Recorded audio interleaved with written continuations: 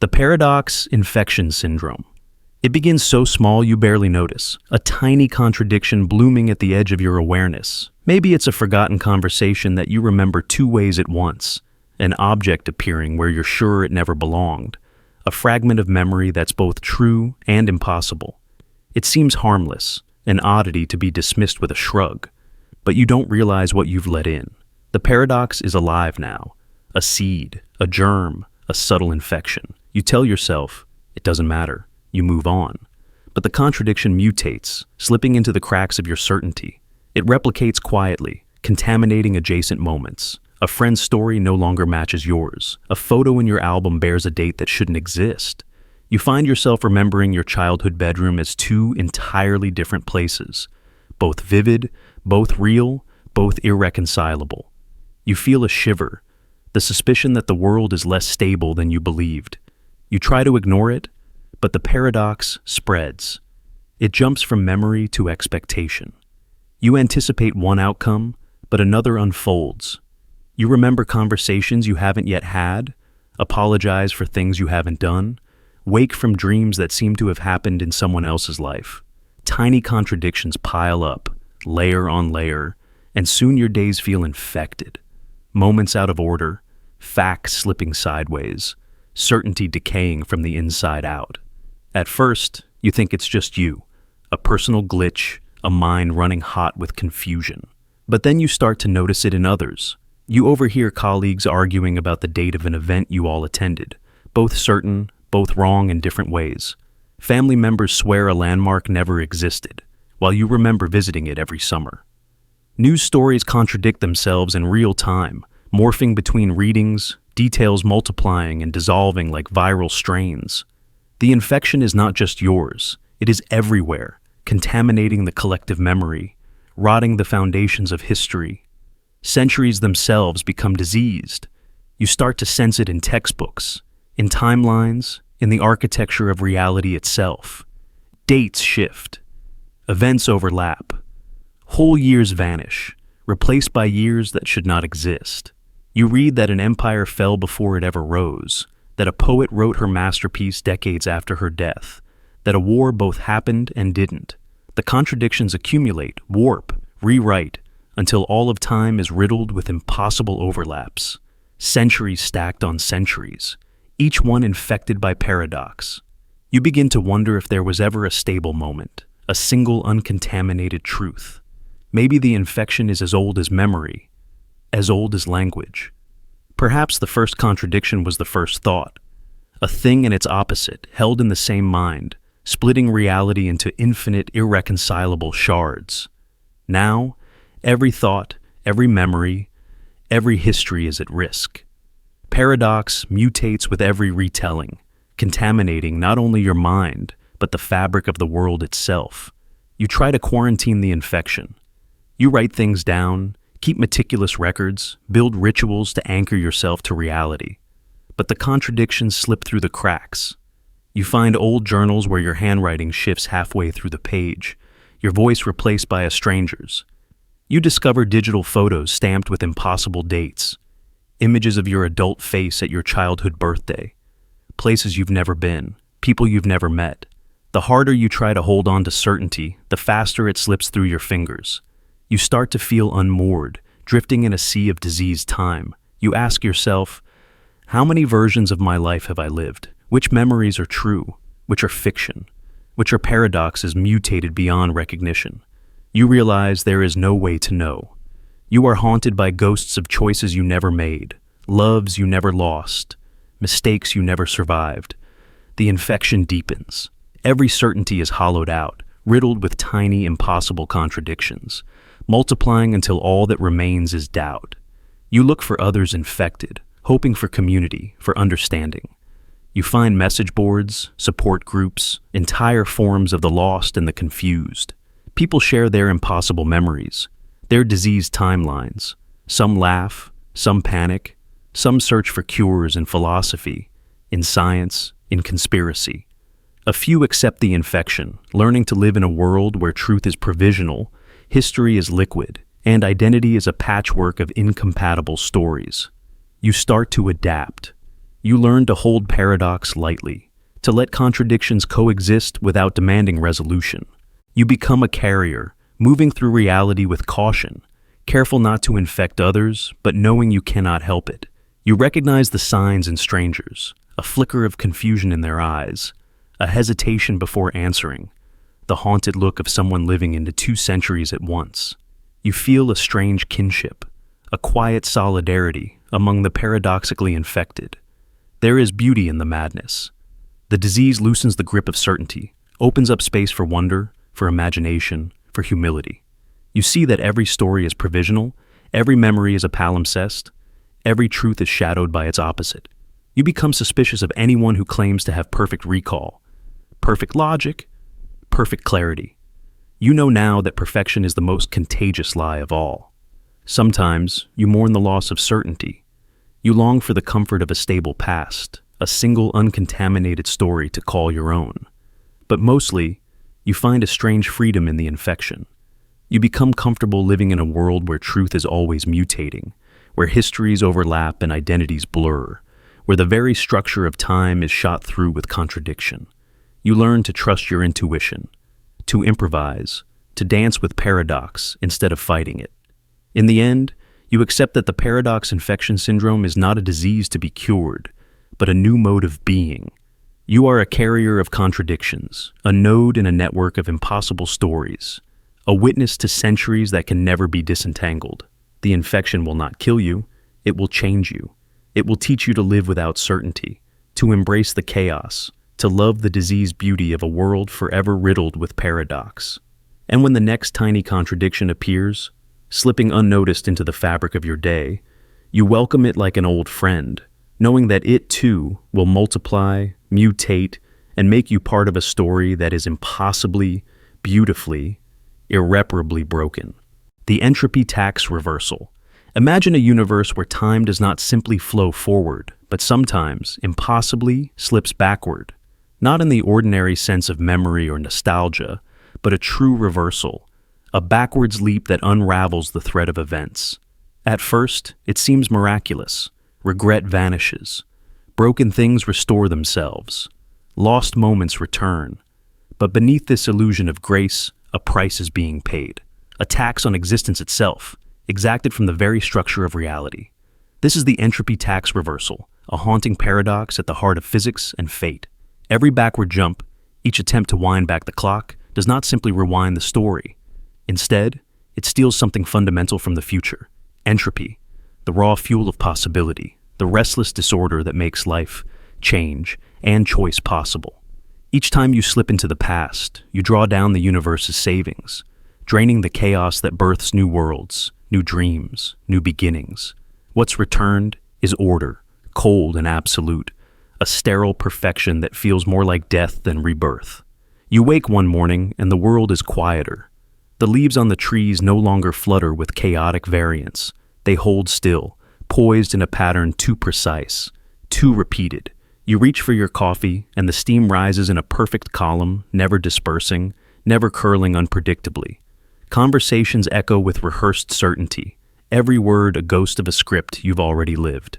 The energy of chance, of novelty, of wild surprise has been spent somewhere else. You realize that something essential has been stolen, and what remains is a world frozen by its own longing for reversibility.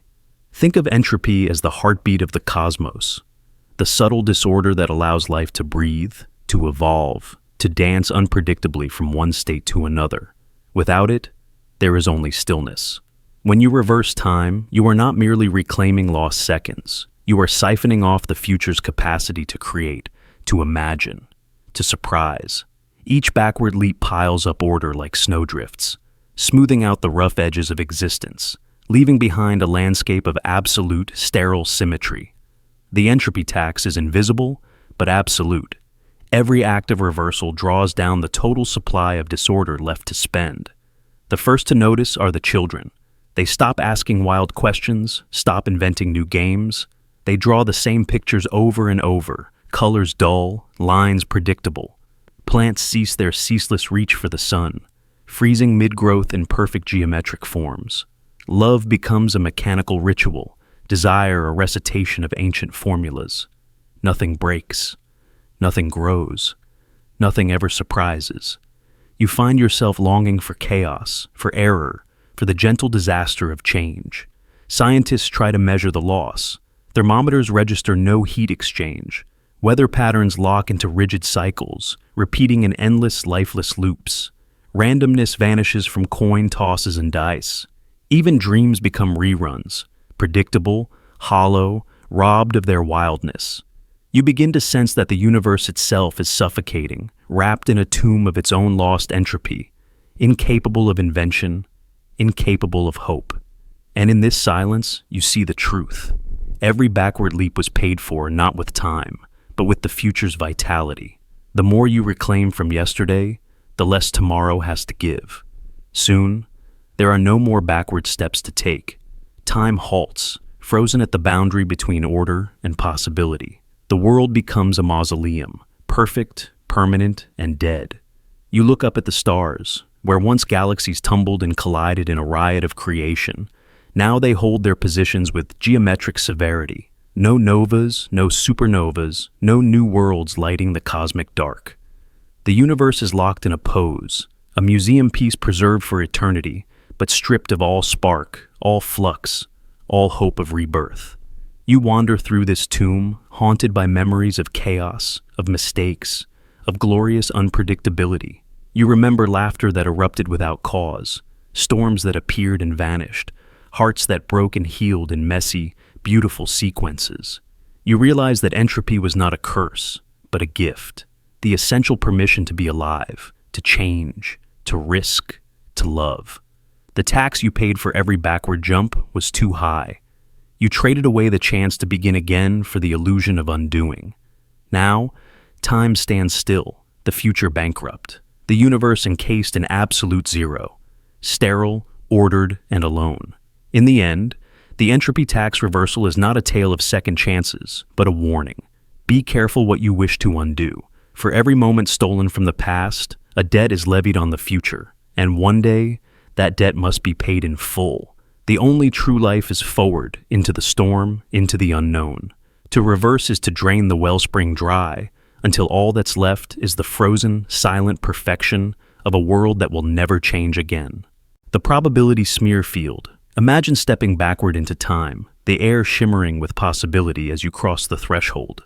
You expect the world to greet you as it was, a living memory, a set of events waiting to unfold again, full of choices, risks, and unknowns. But instead, you find yourself standing in a fog of shimmering static, every detail frozen and every moment heavy with paradox.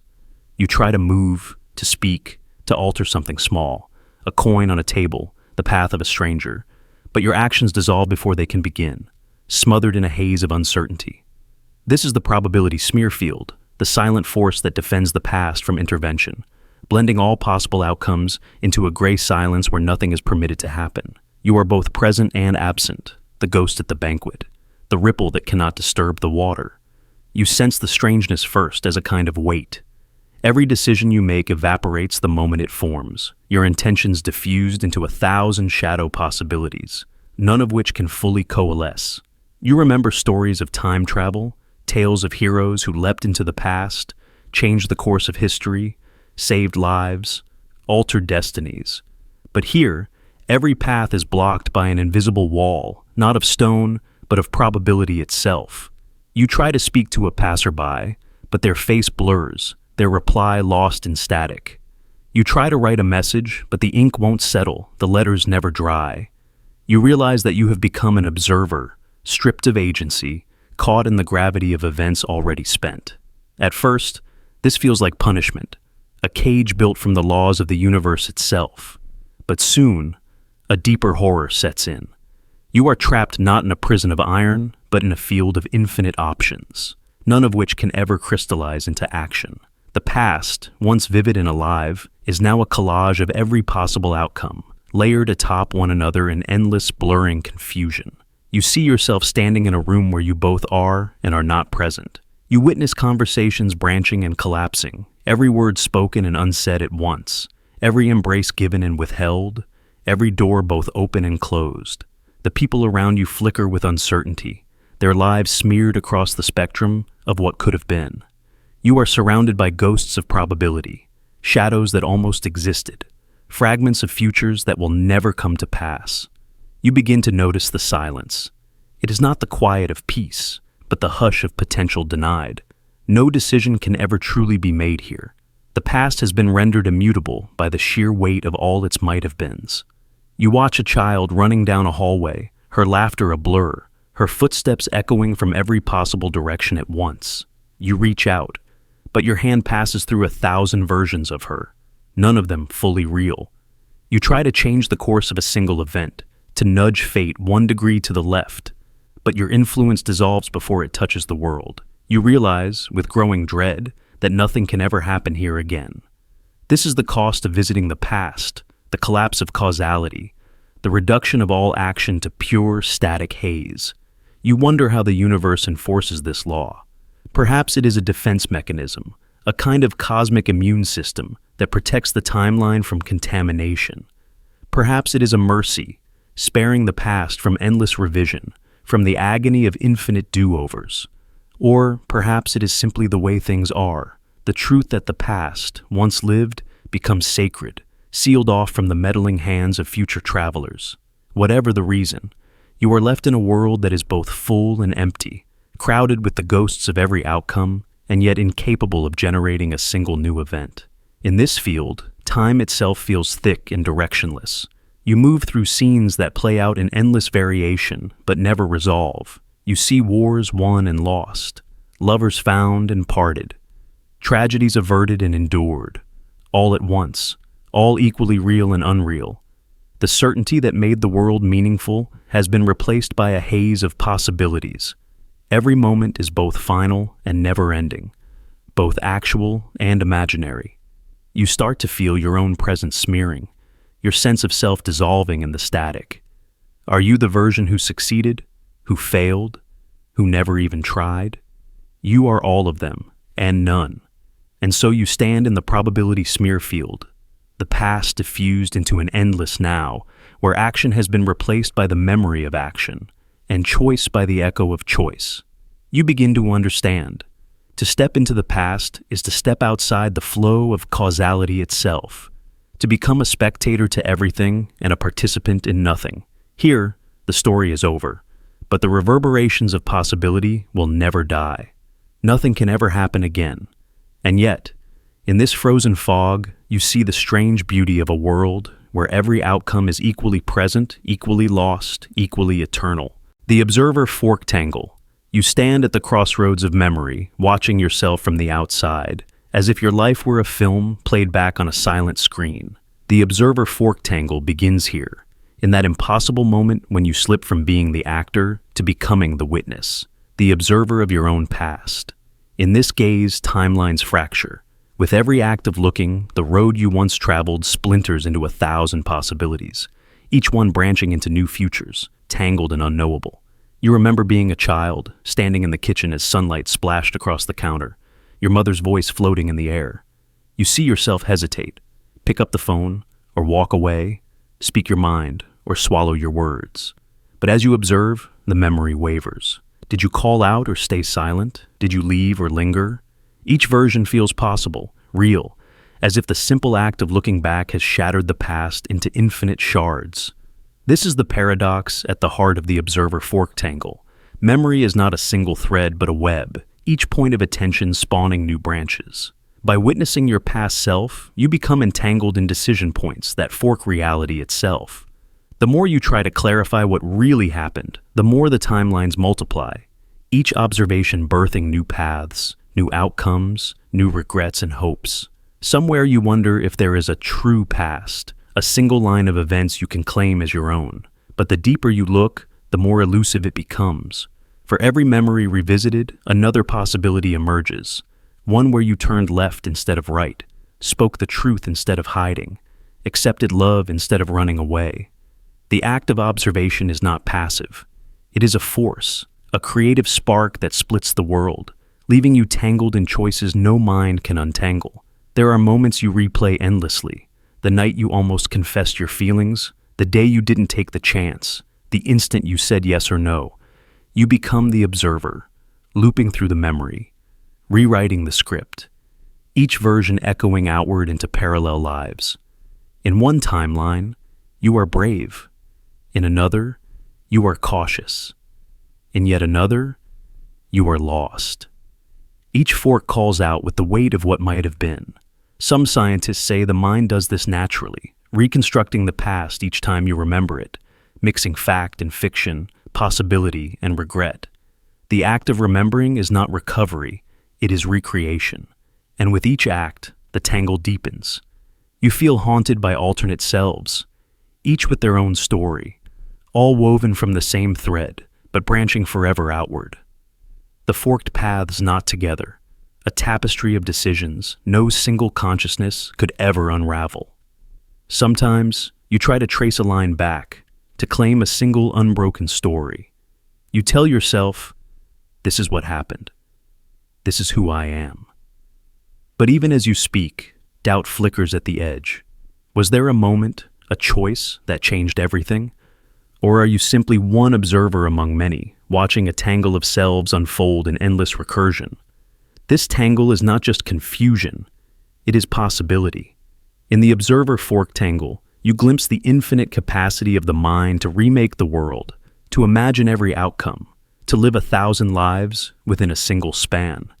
You see yourself as both author and character, witness and participant, forever split and forever whole. But the tangle can also be a trap. You become lost in the labyrinth of memory, paralyzed by what-ifs, unable to move forward for fear of missing some other path. The weight of choices not made presses down on you, and you wonder if any version of your life is truly yours, or if you are just a collection of echoes, each one reflecting the observer's gaze. Yet, even in this complexity, there is freedom. To see the forks is to recognize that you are not bound by a single story. Every observation is an act of creation. Every memory is a new path. The tangle is not a flaw. It is the wild beauty of consciousness, tangled but alive, forever multiplying in the light of your attention. The destiny convergence trap. There is a peculiar sense of rebellion in the heart of every human being, a fierce secret conviction that destiny can be altered, rewritten, undone. We move through life with the quiet certainty that, if we try hard enough, think cleverly enough, or simply want it badly enough, we can outrun the path set for us. We call it free will, or hope, or the simple refusal to surrender. But beneath this resolve, something ancient and cold waits. It watches each attempt to defy the pattern, to slip the noose, to carve a new route through the forest of the future.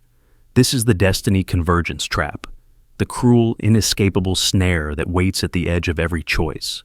The more desperately you try to twist away from fate, the more tightly the universe binds your actions to a single, inevitable outcome.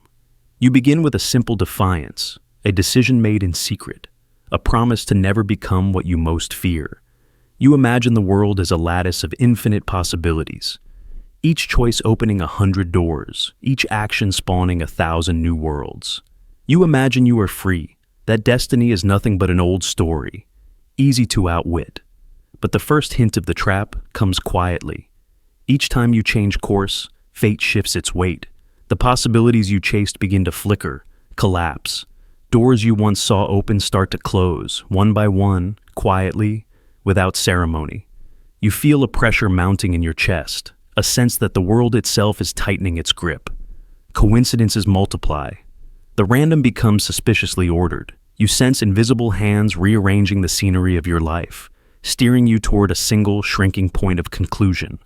You redouble your efforts. You cut ties, burn bridges, make reckless leaps, all to avoid the shape of the outcome you dread.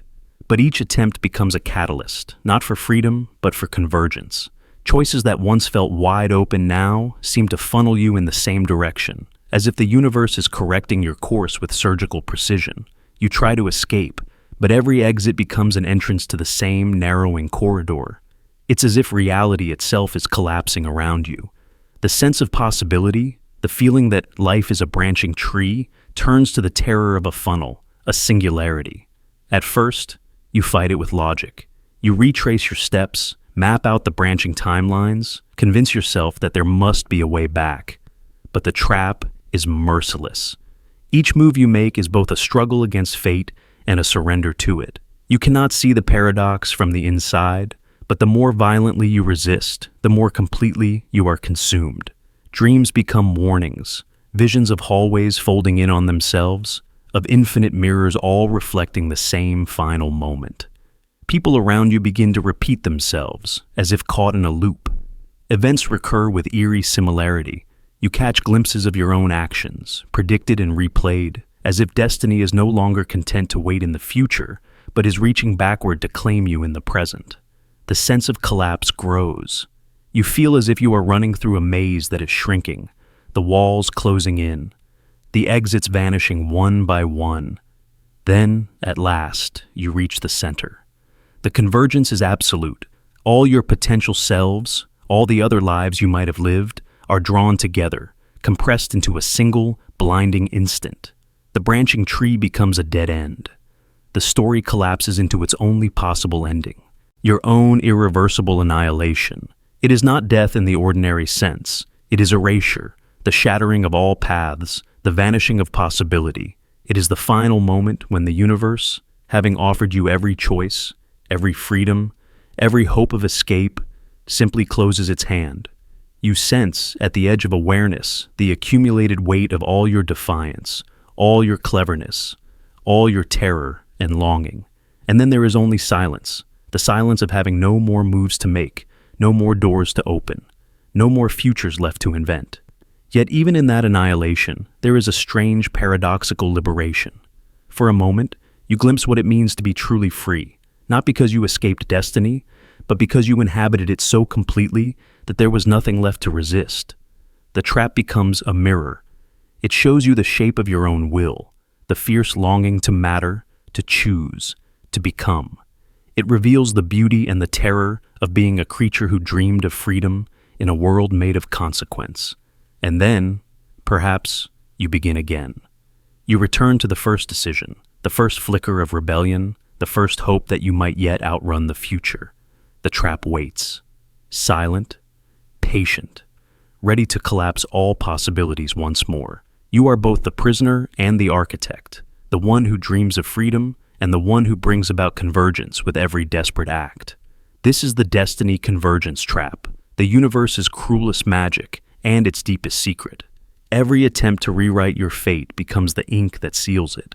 Every step away from annihilation only hastens its arrival. And yet, in the end, there is a haunting kind of grace in knowing that, for one perfect instant, every version of you stood together, if only to vanish in unison, lost forever in the silence at the end of all possible worlds. The temporal cannibal, feedback. You feel it first as a ripple, a shudder beneath your skin, something brushing backwards through the current of time, trailing hunger, searching for a seam. At first, you think it's déjà vu, a moment you've lived before, déjà vécu, a memory caught on repeat. But this is different. It's not the past encroaching on the present. It's the future devouring what came before. Chronal waves roll back, tidal and relentless, each one carrying echoes of lives you haven't yet lived, choices you haven't made, mistakes you haven't recovered from.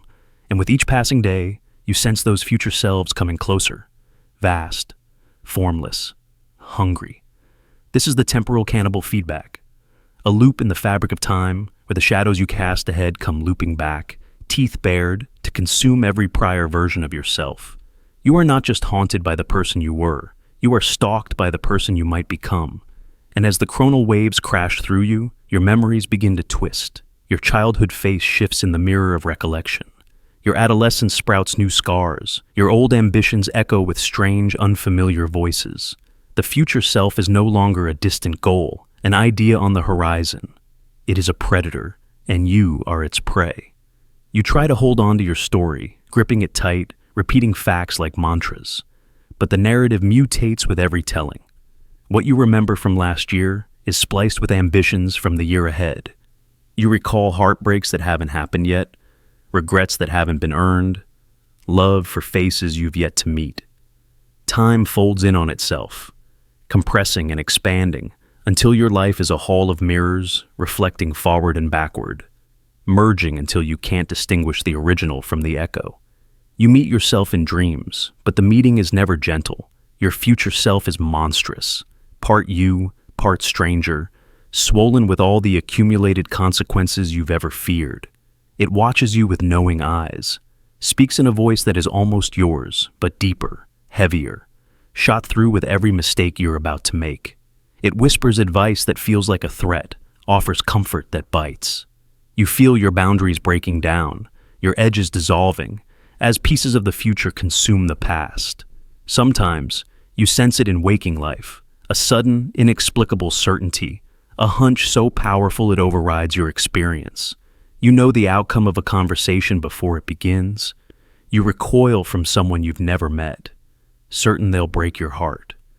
Or you're drawn to a stranger, convinced they are the key to something vital, something that hasn't yet unfolded.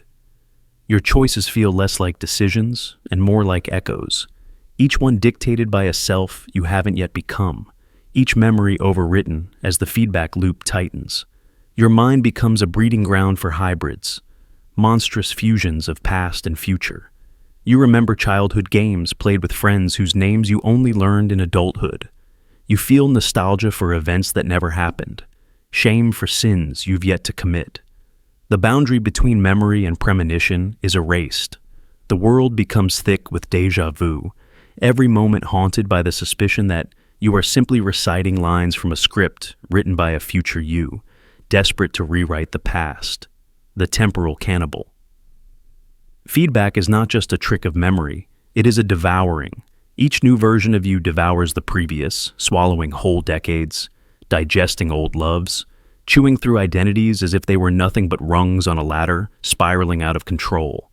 You wake up feeling changed, older, heavier, crowded with voices and faces that do not belong to your present. You look at your hands and feel the ghosts of injuries that have not yet healed. You mourn relationships that have not yet begun. Sometimes, you fight back. You scribble down memories as quickly as you can, try to wall off your past with rituals, photos, promises to yourself. But the feedback is patient. It slips in through the cracks, feeds on your uncertainty. You notice yourself becoming unpredictable, impulsive, addicted to novelty, or paralyzed by dread. The more you resist, the more the future digs in, rooting through your history, blending your truths into something monstrous and unrecognizable. There is terror in this, the terror of not knowing which self is real. Are you the sum of everything you remember, or just the most recent edit? Does your identity rest on a foundation of lived experience, or on the shifting sands of potential and prediction? The feedback loop shows you that you are always in flux, always mutating. You are less a solid being than a procession of devourings, your present always being consumed by what you are about to become. But there is a strange beauty in the chaos. Each hybrid self is a testament to survival, to adaptation. You carry every possible version of yourself, every road not taken and every choice you haven't yet made, all tangled together.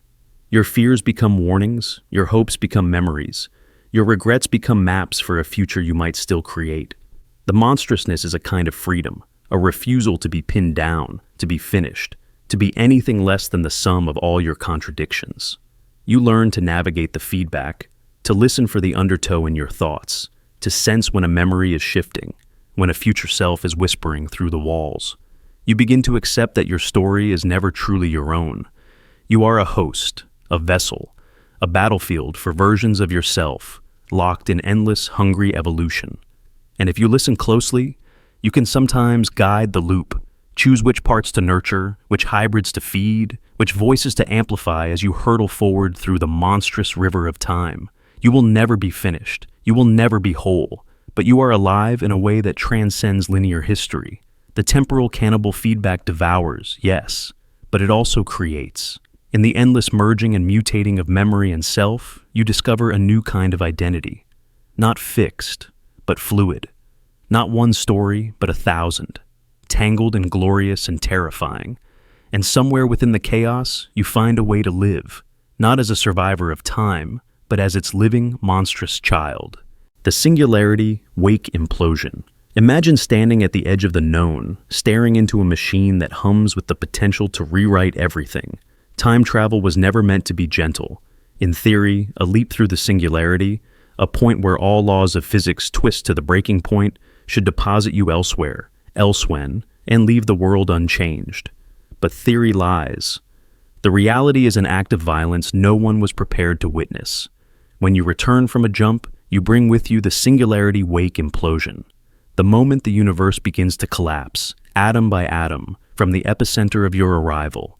It starts small, a breath of wind that shouldn't exist, a shimmer in the air, as if light itself is struggling to decide which direction to take. The ground beneath your feet feels loose, as if the molecular glue holding the world together has grown uncertain, hesitant. You look around, and nothing is obviously wrong, yet. But the implosion has already begun, radiating outward from your point of re-entry, an invisible ripple that shatters reality at the most fundamental level. Atomic bonds, which have held for billions of years, begin to weaken. At first, only the most sensitive instruments can detect the change, but soon, matter itself starts to misbehave. Metals grow brittle, glass flows like honey, air becomes thin and sharp. You notice cracks in the walls, perfectly straight, uncannily smooth, as if some unseen force is splitting the world with surgical precision. The taste of the air changes. The colors of everything around you shift, just a little, as the very atoms unravel. As the implosion sphere expands, it feeds on itself, an ever-growing region where the rules of existence lose coherence. The bonds that once gave shape to stones, to flesh, to memory, begin to dissolve. Simple things fail first. Paper crumbles to dust. Water beads into droplets that hover and vanish. Soon, more complex structures follow. Buildings collapse, not in explosions, but in silent, eerie unmaking. Every molecule slipping from the dance, every lattice coming undone. The implosion doesn't roar, it whispers. A hush so complete it absorbs all sound. In the center, where you arrived, the annihilation is absolute. Here, the singularity's wake is a clean white void. No matter, no light, no trace that anything ever existed. The sphere grows, consuming all in its path, a relentless tide of unraveling. Plants wither, their cells falling apart at the seams. People freeze mid-sentence, as neural connections fragment and thoughts become impossible. Time itself seems to warp at the edge of the sphere. Clocks stutter, then stop. You try to run. Instinct demands escape, but the sphere of implosion is faster than thought, faster than fear. The further you get, the more the world decays. Your memories flicker as reality itself is rewritten behind you, past erased by the expanding void. Outside the sphere, life goes on for a moment, oblivious to the approaching end. But soon, telescopes in distant observatories detect a darkening, a hole in the cosmos, a wound that will never heal. The scale is unimaginable. What began as a point becomes a wave, swallowing oceans, continents, planets. The implosion is not fire, not flood, but unbeing. The universe is left with a scar, a growing emptiness that defies all attempts at explanation. Scientists in their last moments scramble for equations, but the answers dissolve with the world around them. What's left is awe, terror, surrender. Some say the singularity wake is a punishment for trespassing on the sanctity of time. Others say it is the natural consequence of trying to step outside causality, of thinking you could leap across the river of moments without disturbing its flow. But the truth is colder. Existence is fragile, held together by laws that tolerate no contradiction. Time travel tears at those laws, and the universe recoils, annihilating itself to seal the wound. As the implosion's edge rushes toward you, you remember a moment, a hand held, a song sung, the warmth of sunlight on skin. These fragments evaporate as the bonds that gave them meaning dissolve. You try to hold on to yourself, but even your atoms are unspun, scattered into the nothing. And then there is only quiet, only absence, a peace beyond fear, beyond regret. The singularity wake. Implosion is not a spectacular apocalypse. It is the silent, methodical end of everything. A slow-motion shattering that leaves no survivors, no witnesses, no hope of rebuilding. In the end, the lesson is simple. In seeking to conquer time, you risk dissolving the very stage on which existence unfolds. The price for crossing the singularity is the unmaking of reality itself, atom by atom, memory by memory, until all that remains is the empty sphere expanding into forever. The absolute past eclipse. Imagine the impossible. You return to a moment long gone, stepping through the hush of history as if opening a forbidden door. The world around you is poised in suspended animation, colors faded, sounds muffled, the air trembling as if the past itself knows you are an intruder. For an instant, the universe holds its breath. Then, as you arrive, a peculiar darkness spreads. Not a darkness of shadow, but of erasure. One by one, every mind that ever remembered this place, every record that ever marked its passage, falls silent. It is as if your presence radiates backward and forward in time, casting an eclipse so complete that memory itself is devoured. You stand alone, the only witness to what remains. All other perspectives are lost, like stars hidden behind the glare of a total eclipse. At first, you notice only the absence, the echoes of laughter that once filled this room, the faded perfume of a lost afternoon, the traces of footsteps worn into the floor. Each begins to dissolve, smudged away from the archive of time. You realize that no one, in any future or any past, will recall what happened here. It is as if a vast curtain has dropped, sealing off this moment from every mind but yours. You try to call out, to mark your presence, but your words feel swallowed before they can take shape. You have become the only light left in a world stripped bare of all other memory. You wonder about the people who once shared this space. The mother singing to her child by the window, the lover waiting in secret at midnight, the rebels plotting beneath the flicker of a candle. Their histories fade into nothing, their stories erased not just from the books and letters, but from the very fabric of reality. You reach for them, desperate to preserve their existence, but your touch leaves no imprint. All that remains is the sense that you are standing at the center of an unrecorded universe, alone, in a moment that no longer belongs to history. The sensation is overwhelming, like standing in the center of a vast, silent cathedral after the congregation has vanished. The past, once dense with meaning, is now hollow, emptied of all observers. You are the last dreamer left in a world no longer dreamed by anyone else. You try to remember what this place once meant, but even your own memories seem to blur, as if the eclipse is creeping inward, threatening to swallow you too. You realize that to witness a moment in perfect isolation is to risk becoming lost within it, to become the only anchor in a sea with no horizon. Time itself begins to ripple, as if uncertain whether it should flow forward or collapse into stillness. You feel the loneliness of your presence, the burden of being the sole custodian of what once was. Every gesture, every breath becomes precious, a fleeting note in a song that only you will ever hear.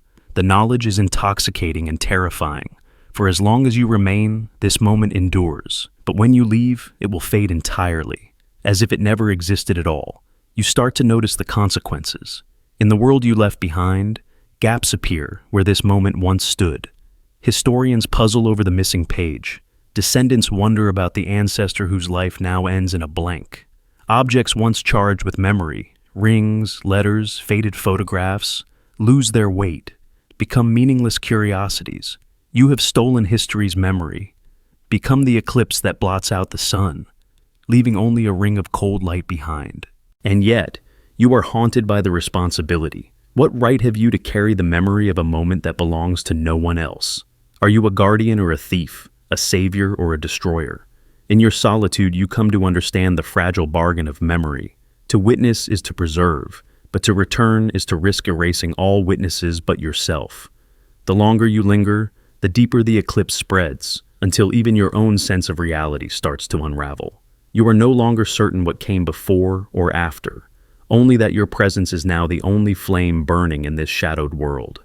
And when, at last, you leave, when you step out of the vanished moment and back into the river of time, you bring with you a memory that cannot be shared, a secret sun no one else will ever see. The world spins on, history resumes, but the past remains eclipsed, a blank spot in the tapestry of reality, marked only by the silent echo of your solitary light. In that final silence, you realize the truth. To return to the past is to become both witness and warden, both preserver and eraser. You have seen what no one else can, and in doing so, you have become the only light left, shining in a memory no one else will ever know. The relativistic mirage bloom. You hurl yourself across the void at speeds near light, chasing the horizon of the possible, the past folding and the future stretching before you. The stars twist, warping into smeared ribbons, time stretching and collapsing with every pulse of acceleration. You are no longer bound to ordinary reality. You are an interstellar traveler, a witness to the strange warping of the universe. But in the chaos of relativity, something astonishing happens. Worlds begin to bloom, phantom universes shimmering on the edge of vision, mirages so convincing that not even your own senses can tell the difference between the real and the imagined. This is the relativistic mirage bloom, the uncanny blossoming of illusory universes as you move through spacetime at near-light speeds. Each decision, each glance out the window, seems to create new realities, timelines that shimmer and beckon, everyone as detailed, as vivid, as concrete as the world you left behind. But in the space between seconds and centuries, truth itself dissolves. You see your own reflection duplicated in 1,000 ways, faces and futures multiplying, each one plausible, each one impossible to abandon. As your ship tears through the cosmic dark, you glimpse planets rising and falling, cities of impossible beauty, familiar landscapes blooming in alien colors. Sometimes you see loved ones waving from impossible shores, memories made flesh in the light of relativity. You land on a new world, breathe its air, taste its rain, only to feel the doubt creep in. Is this the world you started in, or a mirage conjured by the very speed that brought you here? The lines between reality and illusion are smudged. The laws of physics make no promises. The science is as strange as the sensation. At relativistic speeds, time and space themselves twist and bloom, perspectives fracture, and observers disagree on what is real. The boundaries between universes blur, and your mind, overloaded by sensation, begins to fill the gaps. Each perception creates a bloom, a mirage universe so rich, so full, that you could live a lifetime inside and never suspect you are lost. You become the wanderer, trapped in a garden of forking realities. Others have tried to map these blooms. Quantum physicists, philosophers, star pilots, dreamers. They draw diagrams, write equations, tell stories of travelers who lost themselves forever, unable to return because every destination was real and unreal at once. The journey is a labyrinth of certainty and doubt, a never-ending question. Is this the true universe, or a branch grown from the speed of your passage? Sometimes, you try to anchor yourself. You mark the hull, keep a journal, check the calibration of your senses. But every test brings only more uncertainty. Was that scar always there? Did your friend say those words yesterday? Or is it the memory of a memory blooming fresh in the mirage? The world bends under the strain. The longer you travel, the deeper the blooms root themselves. Each one a trap for the mind, a puzzle with no exit. It is possible, you realize, to spend eternity in a single bloom, living, loving, aging, dying, never knowing that the real universe drifts just out of reach, waiting for your return. But return is impossible now. You are caught in a tangle of realities, a blossom of timelines that can never be pruned. The mirage is self-sustaining. Every thought, every longing, every regret makes it stronger, more real, more inescapable. And yet, there is a terrible beauty here. The relativistic mirage. Bloom is not just a curse. It is an endless flowering of possibility, a testament to the strangeness and richness of existence. For every traveler lost, 1,000 new worlds are born. Each is as precious, as alive, as meaningful as the world they left behind. In the end, you drift through the mirage garden, unsure of which universe holds your true beginning, your true home. But in the kaleidoscope of illusion, you glimpse the infinite, realities blooming and fading, each one a reflection of the restless human mind, forever chasing what lies just beyond the horizon of light. The frozen causality reef.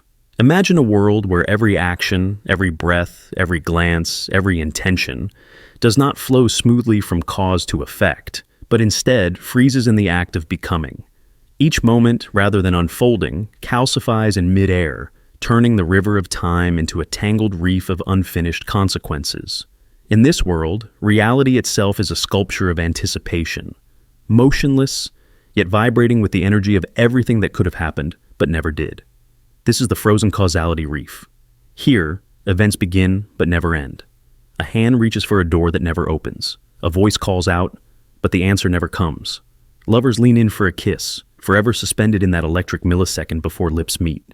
An army charges across a field, horses caught mid-gallop, swords gleaming in the sun, but the clash of battle never arrives. Entire civilizations are trapped in the amber of their own intentions, locked in the crystalline architecture of unfinished business. You wander this reef and see echoes of life everywhere, but nothing moves.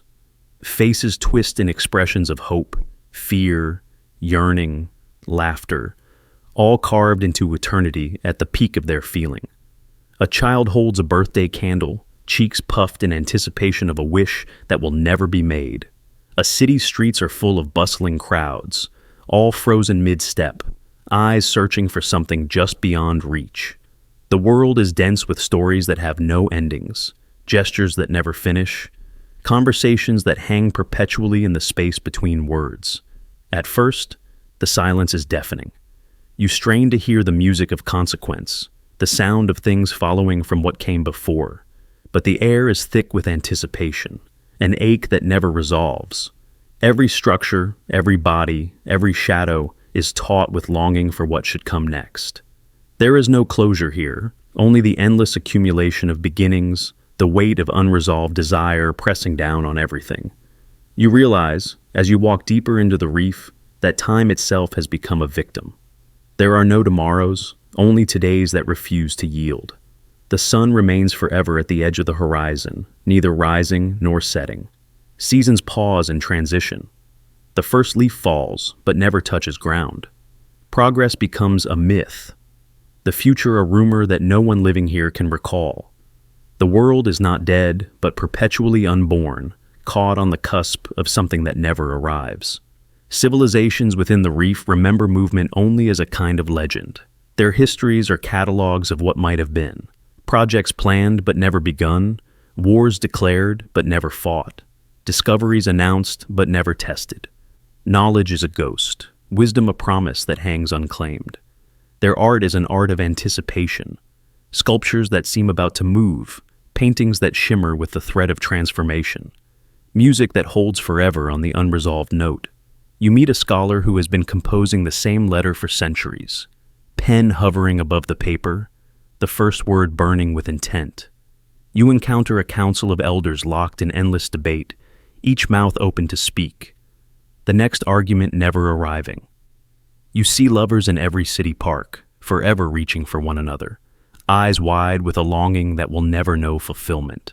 The reef is beautiful in its way, each scene shining with a kind of unbearable suspense, but the beauty is cold, the promise always out of reach. How did it happen? Some say the reef formed when cause and effect became too tangled, when actions grew too complex, when choices multiplied beyond the universe's ability to resolve them. Others whisper that it was a punishment for hubris, the result of civilizations trying to outpace fate itself. Perhaps it is simply the fate of any world that tries to live forever in the moment before the climax, refusing the cost of resolution. The longer you stay, the more the anticipation seeps into your bones. You find yourself hesitating before every decision, your own intentions growing heavy and slow. You begin to fear the next step, knowing that it too might become another frozen link in the endless reef. You long for movement, for the thrill of consequence, for the finality of an ending, even if it brings sorrow or loss. But in the reef, such release is impossible. Every action joins the architecture, one more unfinished bridge stretching out into eternity. And yet, there is a lesson in the reef, if you are willing to see it. It is a mirror held up to every life that hesitates, every civilization that waits too long for perfect certainty. It asks what becomes of a world that cannot bear to pay the price of completion, a world addicted to potential, paralyzed by the fear of consequence.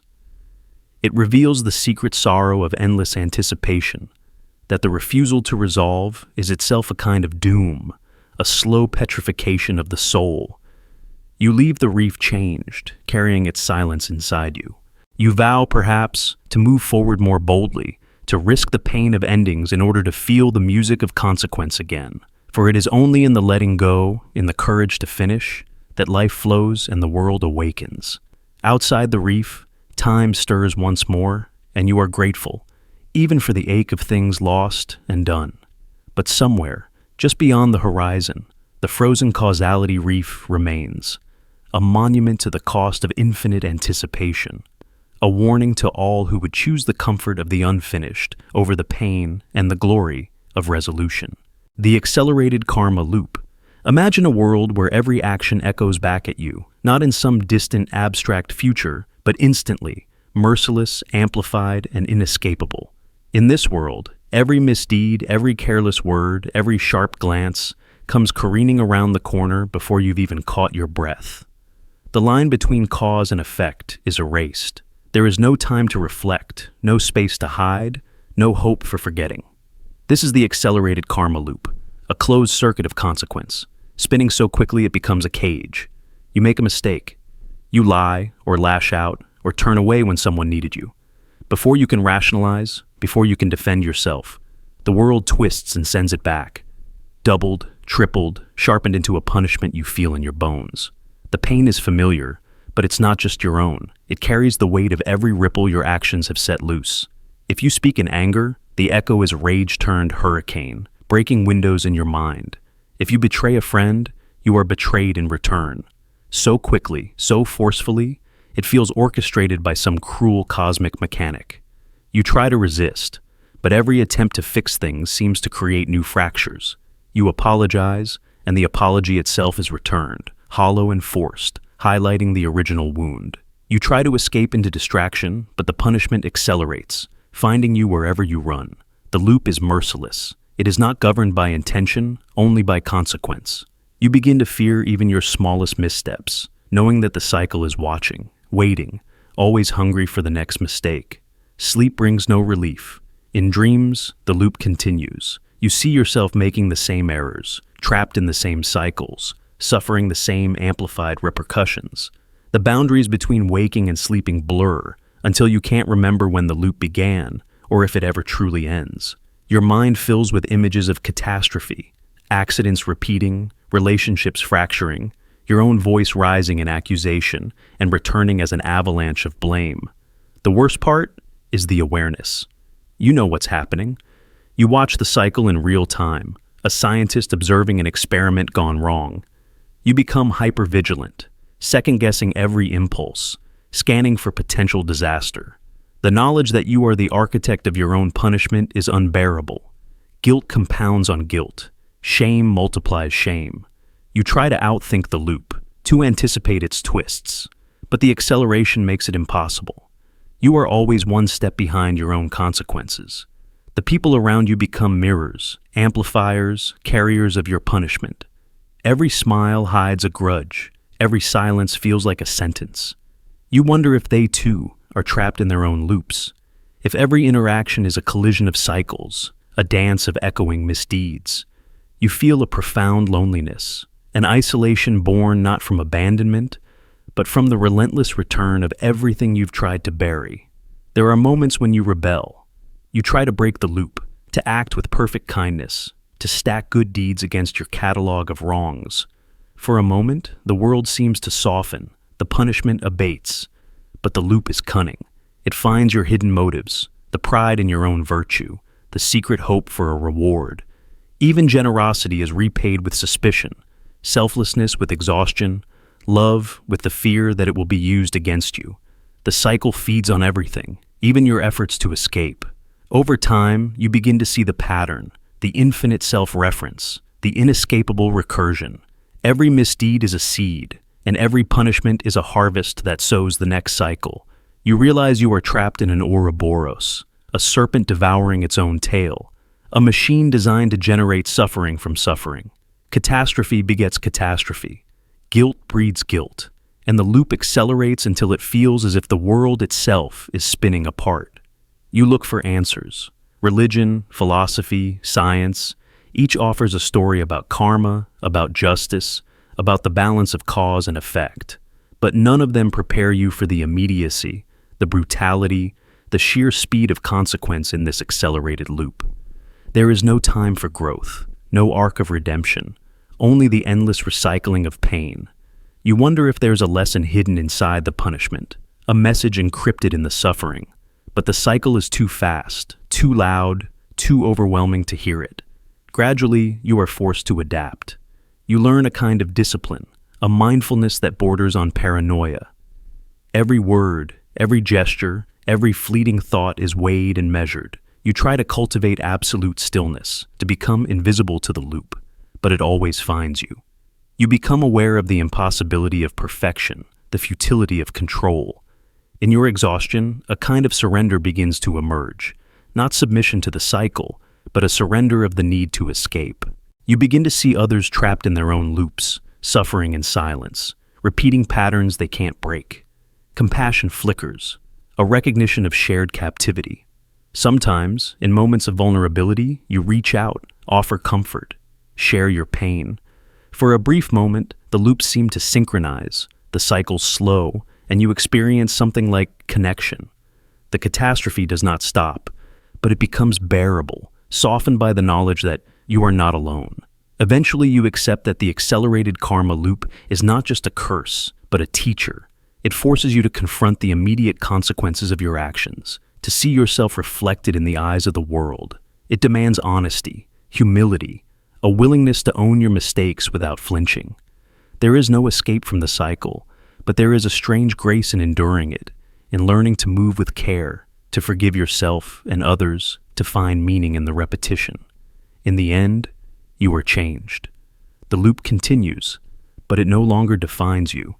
You carry the scars of consequence, but also the wisdom that comes from surviving the spin. You are humbled, stripped bare, made honest by catastrophe. And in the heart of the cycle, you find the glimmer of redemption, not freedom from punishment, but the strength to endure it, to break, to heal, to love, even when the echoes are still ringing, even when the loop never ends. The reverse emergence phenomenon.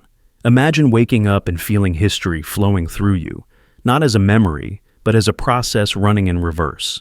The day begins with a strange sense of déjà vu, as if your steps have already echoed through ancient corridors. But this time, the echoes grow louder with every hour. Your skin tingles, molecules vibrating in patterns you can't name. You sense something immense unfurling within you, something not being built, but being unraveled, thread by thread, self by self, until you begin to realize your existence is moving backwards, evolving in the wrong direction. This is the reverse emergence phenomenon, a cosmic unraveling, where your future self doesn't grow forward, but instead expands backward through the river of time. With every breath, your story seeps into the past, distorting the very notion of ancestry. You become a living myth, a figure glimpsed by generations long gone, your image drifting through campfire stories, carved into stone, worshipped as a god or a monster. Your descendants, once your future, now become your ancestors, gazing up at you from the mists of prehistory, uncertain whether to fear or revere what you are becoming. The process is slow at first, a flicker in your reflection. Your face looks slightly older and younger at once, features rearranging into half-remembered shapes from family portraits and lost photographs. But the changes accelerate. Your bones reconfigure, spine arching, hands lengthening or shrinking, skin shifting in hue. You begin to see your own evolution unwinding, the trajectory of humanity collapsing into reverse, the future emptying itself into the soil of the past. The world responds in awe and terror. People dream of you before you ever walk their land. Prophets scribble warnings, poets sing praises, warriors invoke your name before battle. The laws of biology dissolve. Your genes swim upstream, rewriting ancestral lines. Every action you take ripples backward, altering not only your own history, but the fate of every life you touch in reverse. Ancient civilizations invent myths to explain your presence. The immortal walker, the being that brings fire or wisdom, the silent harbinger of endings before beginnings. Your mind becomes a hall of mirrors. Memories splinter. Languages unlearn themselves. Emotions become raw and archetypal. Love that predates romance, terror without words. You try to hold on to who you are, but the further back you go, the less of you remains. Thoughts shrink to sensations, instincts, pulses of hunger and fear. Your dreams fill with visions of primordial forests, stone tools, a world untouched by language or technology. You become the subject of legends etched into bone and cave, worshipped as both creator and destroyer. They cannot know you, not truly, but their awe echoes through time. To them, you are infinite, incomprehensible, a visitor from a reality they cannot yet imagine. The paradox deepens. The more they worship you, the less you resemble anything they could understand, until even their stories become abstract, collapsing into symbols, sounds, and eventually, silence. The process does not stop with humanity. You keep unraveling, slipping past the roots of your family tree, through the muddy banks of history, dissolving into pre-human forms: ape, mammal, reptile, fish, microbe. Each stage feels alien, your mind fragmenting into simpler patterns, consciousness flickering, breaking into pieces that scatter through ancient oceans, primordial swamps, volcanic skies. You witness the world being born in reverse, continents breaking apart, life receding into simplicity, the earth cooling, darkness reclaiming the surface. At last, you approach the boundary where matter itself is unmade, atoms splitting into subatomic chaos, energy pouring backward into the void. Your final moments are pure sensation, neither thought nor memory, just the pulse of the universe as it inhales its own beginning. You are both everywhere and nowhere, a ripple crossing the fabric of time, worshipped and forgotten, myth and molecule entwined. The reverse emergence. Phenomenon is not just a horror, but a kind of cosmic poetry, a reminder that identity is a thin surface stretched across the deep history of matter. In becoming the myth of your own ancestors, you dissolve the distinction between memory and prophecy, future and past, self and story. The arrow of time bends in your wake, and as you disintegrate into pre-human matter, you become the soil for all that is yet to come, an ancient legend, a warning, a silent gift buried at the root of existence. The mortality cascade paradox. You move through the hours of your life with a certain faith in the unknown, the gentle illusion that every moment is open, shaped by choice and chance. You wake, eat, love, struggle, and sleep, trusting that the future is a broad horizon, that causality is an endless stream, branching with every heartbeat. But imagine, for a moment, that this illusion is shattered. Imagine that you discover, by prophecy or accident or design, the exact hour of your own death. You see the number, the date, the ticking clock that marks your end, and in that instant, time itself changes. The future, once alive with possibility, collapses into a single fixed endpoint. Every moment between now and then becomes a bead on a string, leading only and always to that final hour. This is the mortality cascade paradox, a riddle that turns all of life into an infinite funeral procession, where causality is not a river, but a straight and narrow corridor from which you can never stray. At first, the knowledge is paralyzing. You try to rebel, to trick fate, to act in ways that might shift the course of events, but nothing works. Every choice you make, every hesitation or risk, only pushes you more inexorably toward the appointed hour. Time grows heavy, each day feeling more like a reenactment than a new adventure. You begin to see your life as a sequence already written. Every conversation, every laughter, every heartbreak, only a page turned in a book whose ending cannot be changed. You lose the taste for spontaneity, for the thrill of uncertainty. Why bother to dream, to strive, to love deeply, when the shadow of the end is so precise, so merciless? You notice the way your own actions change. You stop worrying about accidents, because you know none of them will kill you. The reckless edge dulls your fears, but also your hope. You cross streets without looking, test the limits of your body, tempt fate again and again, each time disappointed to find that you survive, for survival itself is meaningless when the end point is set in stone. The knowledge of your death unravels the tapestry of causality. Every event becomes a mere link in the chain, an inevitability. The joy of living in the present is replaced by the bleak certainty that the present is only a prelude to an ending you cannot escape. This certainty seeps into your relationships. You watch those you love, wondering if their lives are as predetermined as yours. You hesitate to form new bonds, knowing that every beginning is fated to end in the same unmoving place. The world starts to feel like a stage set for your final scene, the people around you mere actors reading lines they cannot alter. You grieve for every moment before it happens, because every smile, every embrace, every word spoken is instantly infected by the knowledge of your own vanishing. Time itself becomes inert, a painted backdrop, a looping funeral procession from which you cannot step aside.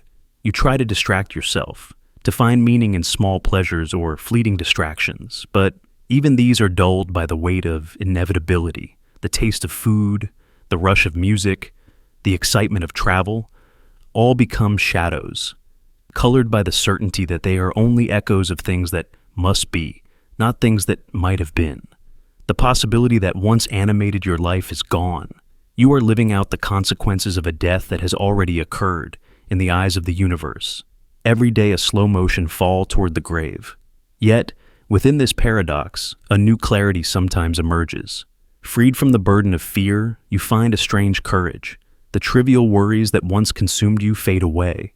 You realize that the value of each moment is not in its uncertainty, but in its intensity. You learn to savor the smallest things, the brush of wind, the warmth of sunlight, the sound of a distant train, because they are all that is left. The infinite funeral procession becomes a meditation, a slow and reverent march through a world rendered precious by its fragility.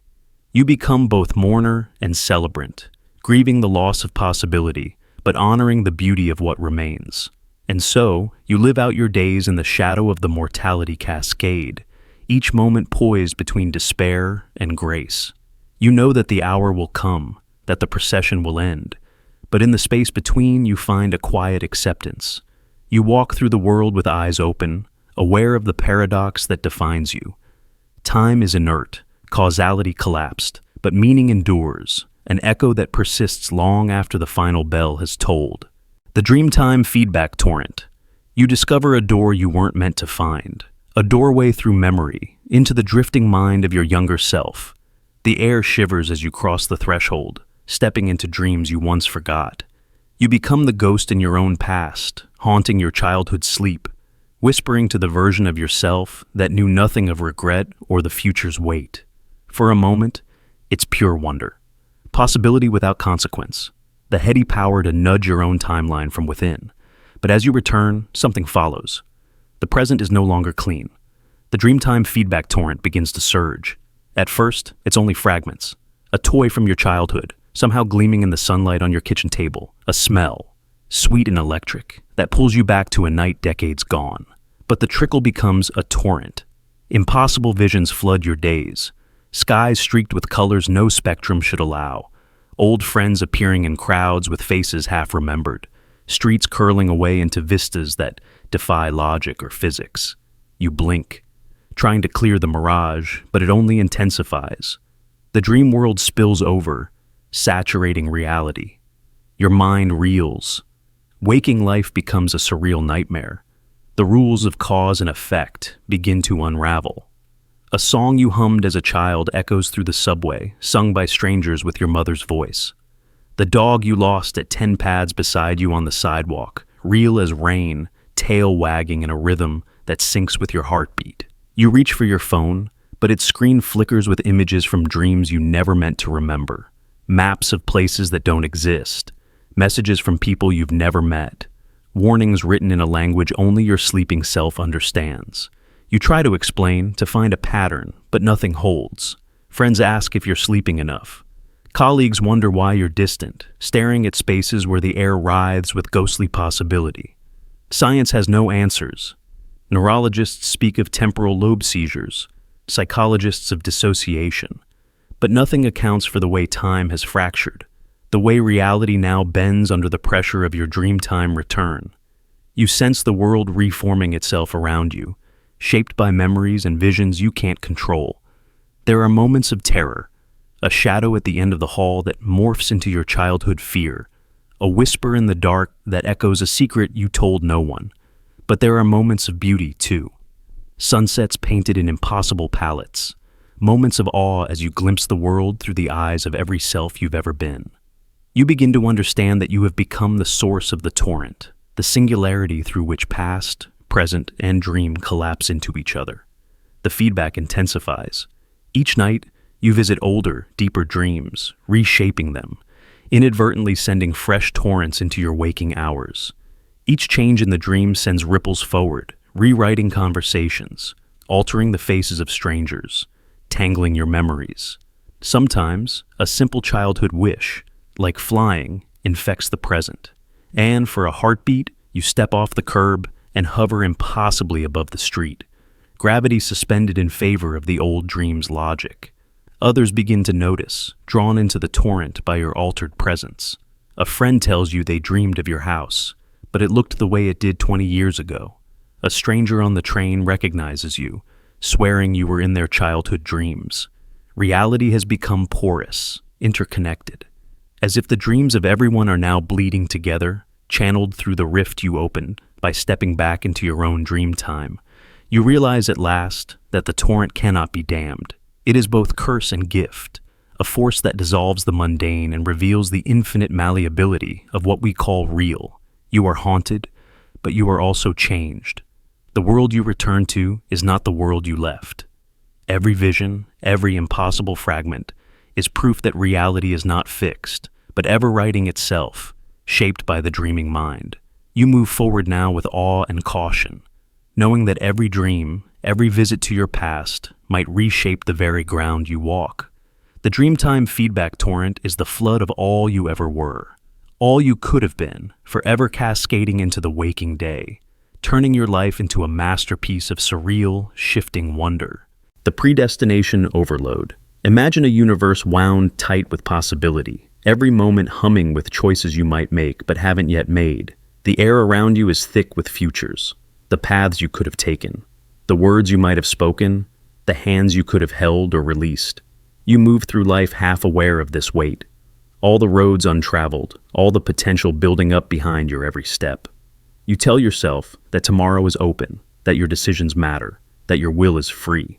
But beneath that story, the machinery of fate is always turning, always counting, always recording what could have been but wasn't.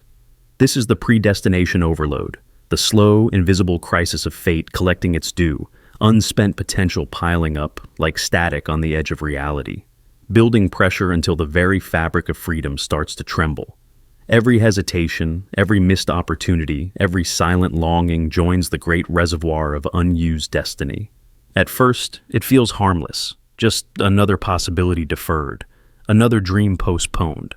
But fate is not patient. It does not forget. The energy of all your unrealized lives keeps growing, a silent tide that rises higher with every passing day. The signs are subtle at first. You feel the air thicken around certain decisions, as if the world is watching, waiting for you to choose. Coincidences become uncanny. You notice patterns, repetitions, strange alignments in events that make you wonder if you've already been here before. You sense a presence, a pressure in the bones, a static in the blood, that seems to whisper, "This moment matters. This is the crossroads." But when you hesitate, when you hold back, the pressure only grows. The overload is cumulative. It isn't just your own choices that stack up, but the weight of an entire civilization's unlived potential. Every life, every mind, every love left unspoken or risk not taken. All of it goes somewhere, gathering in the shadowed places of the world. History becomes dense. Time itself feels heavier, harder to move. The sky turns leaden with possibility, heavy with the memory of everything that could have been. People sense it in their own way. Restlessness, anxiety, dreams thick with regret and unfinished stories. The world feels as if it is holding its breath, waiting for something to break. And then, without warning, the moment arrives. The event horizon. All the unspent potential snaps into catastrophic certainty. Every could have been collapses into what is. The paths that once branched infinitely now fuse into a single blinding point, a point from which there is no return. In this instant, fate asserts itself with absolute force, sweeping away every illusion of choice. It is not that your will is simply constrained, it is erased, dissolved in the white-hot clarity of destiny fulfilled all at once. The experience is apocalyptic, but also eerily silent. There is no explosion, no violence, just a sense of inevitability crashing through the system. Decisions become automatic. Conversations feel scripted. The future contracts into a single unbreakable line, and you know, beyond all doubt, that nothing you do can change what comes next. The freedom you cherished is revealed to have been an illusion, a pleasant game played by fate to keep you moving forward. Now the mask is off. The universe is revealed as a mechanism, beautiful and monstrous, carrying you toward the only ending that was ever possible. For some, the overload is experienced as a private annihilation, a sudden loss of agency, the terrifying realization that their story is already written. For others, it is collective. An era ends, a civilization shifts, a new world order appears seemingly overnight. There are moments in history when the overload is felt everywhere at once. A war breaks out, a regime collapses, a movement sweeps across the world, and nothing can stand in its way. These are the event horizons of fate, the moments when all that was possible becomes all that is inevitable. Afterward, there is a strange peace. The tension drains away. The pressure is gone. What remains is certainty, pure and total. You find yourself mourning the freedom you thought you had, the futures you believed were yours to shape. But there is also relief in surrender. No more choices, no more regrets, just the clean, merciless truth of a destiny completed. The paradox is haunting. It was your choices, your hesitations, your secret longing for another path that created the overload. By wanting more, by holding back, by dreaming too widely, you summoned the force that would take all freedom away. Fate is not a villain, only a force that collects its due, a force that, in the end, must resolve every possibility, no matter the cost. You learn to see the beauty in the aftermath, the clarity that comes from knowing you stand at the only point left, the only world remaining after all the others have collapsed. You move forward, changed, aware of the burden that freedom carries and the power, both terrible and awe-inspiring, of destiny's final embrace. Somewhere in the silence that follows, you sense the beginnings of new possibilities, faint as sparks on the horizon. The cycle will begin again. But for this moment, in the shadow of the predestination overload, you stand at the end of potential, caught in the gravity of certainty, and know, perhaps for the first time, that the universe was always leading you here. The memory dissonance spiral. It starts with a ripple, a subtle tremor in the timeline, a moment of return that feels both natural and impossible. You step back into a world that looks the same, yet the air vibrates with unease. You sense, almost immediately, that something has shifted. The people around you greet you as if nothing has changed, but their eyes linger a fraction too long, searching for a trace of the person you were before. You smile, nod, play along, but the certainty inside you is already crumbling. You think you remember how things used to be, the color of the hallway, the laughter of a friend. The scar on your hand you're sure appeared after a childhood accident. But as you reach for these anchors, you feel them slipping, mutating, becoming infected with doubt. Another version of the memory rises up, just as vivid, just as convincing. In this one, the scar is on your other hand. The laughter came from a stranger, not a friend. The hallway was green, not blue. You try to reconcile the differences, but each attempt pulls you further into confusion. Soon you realize it's not just you. Everyone around you begins to share their own stories. Small contradictions at first, shrugged off as faulty recollection. But the inconsistencies spread. A sibling remembers your childhood dog as a tabby cat. A colleague recalls a project you never worked on, details as crisp and insistent as your own memories. You argue, compare, laugh nervously, trying to untangle the mess. But the more you talk, the deeper the fractures run. The infection multiplies with every conversation, every recollection, contaminating the collective memory like a virus with no cure. The spiral tightens. You find yourself doubting your most fundamental truths, your birthday, your first kiss, the name you called your mother when you were scared. New memories surface, demanding equal footing. A vacation you never took, a heartbreak you never suffered, a language you speak fluently only in dreams. The old memories don't disappear. They persist, interleaved with the false, both clamoring for attention, both equally real. Your sense of self begins to fracture, each piece tugging in a different direction. You see it happening to others. Friends who once finished each other's sentences now stare at each other in confusion, stumbling over shared histories that no longer align. Families fall silent over dinner, each member lost in a private battle with memory, struggling to remember who they are in relation to the rest. Lovers wake up strangers, whispering apologies for things they didn't do, or clinging desperately to rituals that no longer make sense. The world becomes a network of solitary minds, each spinning in its own spiral, unable to find solid ground. You search for explanations. Psychology, neurology, conspiracy theories, cosmic interference, none bring comfort. Scientists map the infection's spread, a timeline fractured by re-entry, a cascade of false memories propagating outward, contaminating every mind it touches. The mechanisms are elusive. Is it quantum entanglement, a glitch in the simulation, or the cost of tampering with fate? No one can say. All you know is that identity itself is breaking apart, memory by memory, until consciousness is nothing but a patchwork of stories that never happened. Sleep offers no escape. Dreams are infected too. Half-remembered lives lived in places you've never seen, faces you can't place but know intimately. You wake with a sense of having betrayed yourself, torn between competing realities. The very act of remembering becomes dangerous. Each recall an opportunity for infection, each memory a carrier of doubt. Paranoia grows. You suspect your friends are lying, rewriting history to suit their own needs. You question whether your childhood was ever real, whether you are the original or just another version, contaminated by borrowed recollections. The spiral feeds on fear, turning every conversation into a battleground, every silence into a space for doubt to grow. Identity fractures further. You become a stranger to yourself, haunted by ghosts of lives you never lived. The spiral is relentless. Institutions crumble as records lose meaning. Justice evaporates when no one can agree on what happened. Wars are fought over memories that change with every sunrise. History dissolves into rumor, politics into madness. Art and music become chaotic echoes of 1,000 clashing stories, each trying to assert its version of the world. The infection is complete when no mind remains untouched, when every consciousness, once so sure of its borders, is torn open by contradiction. But in the ruins, something new begins.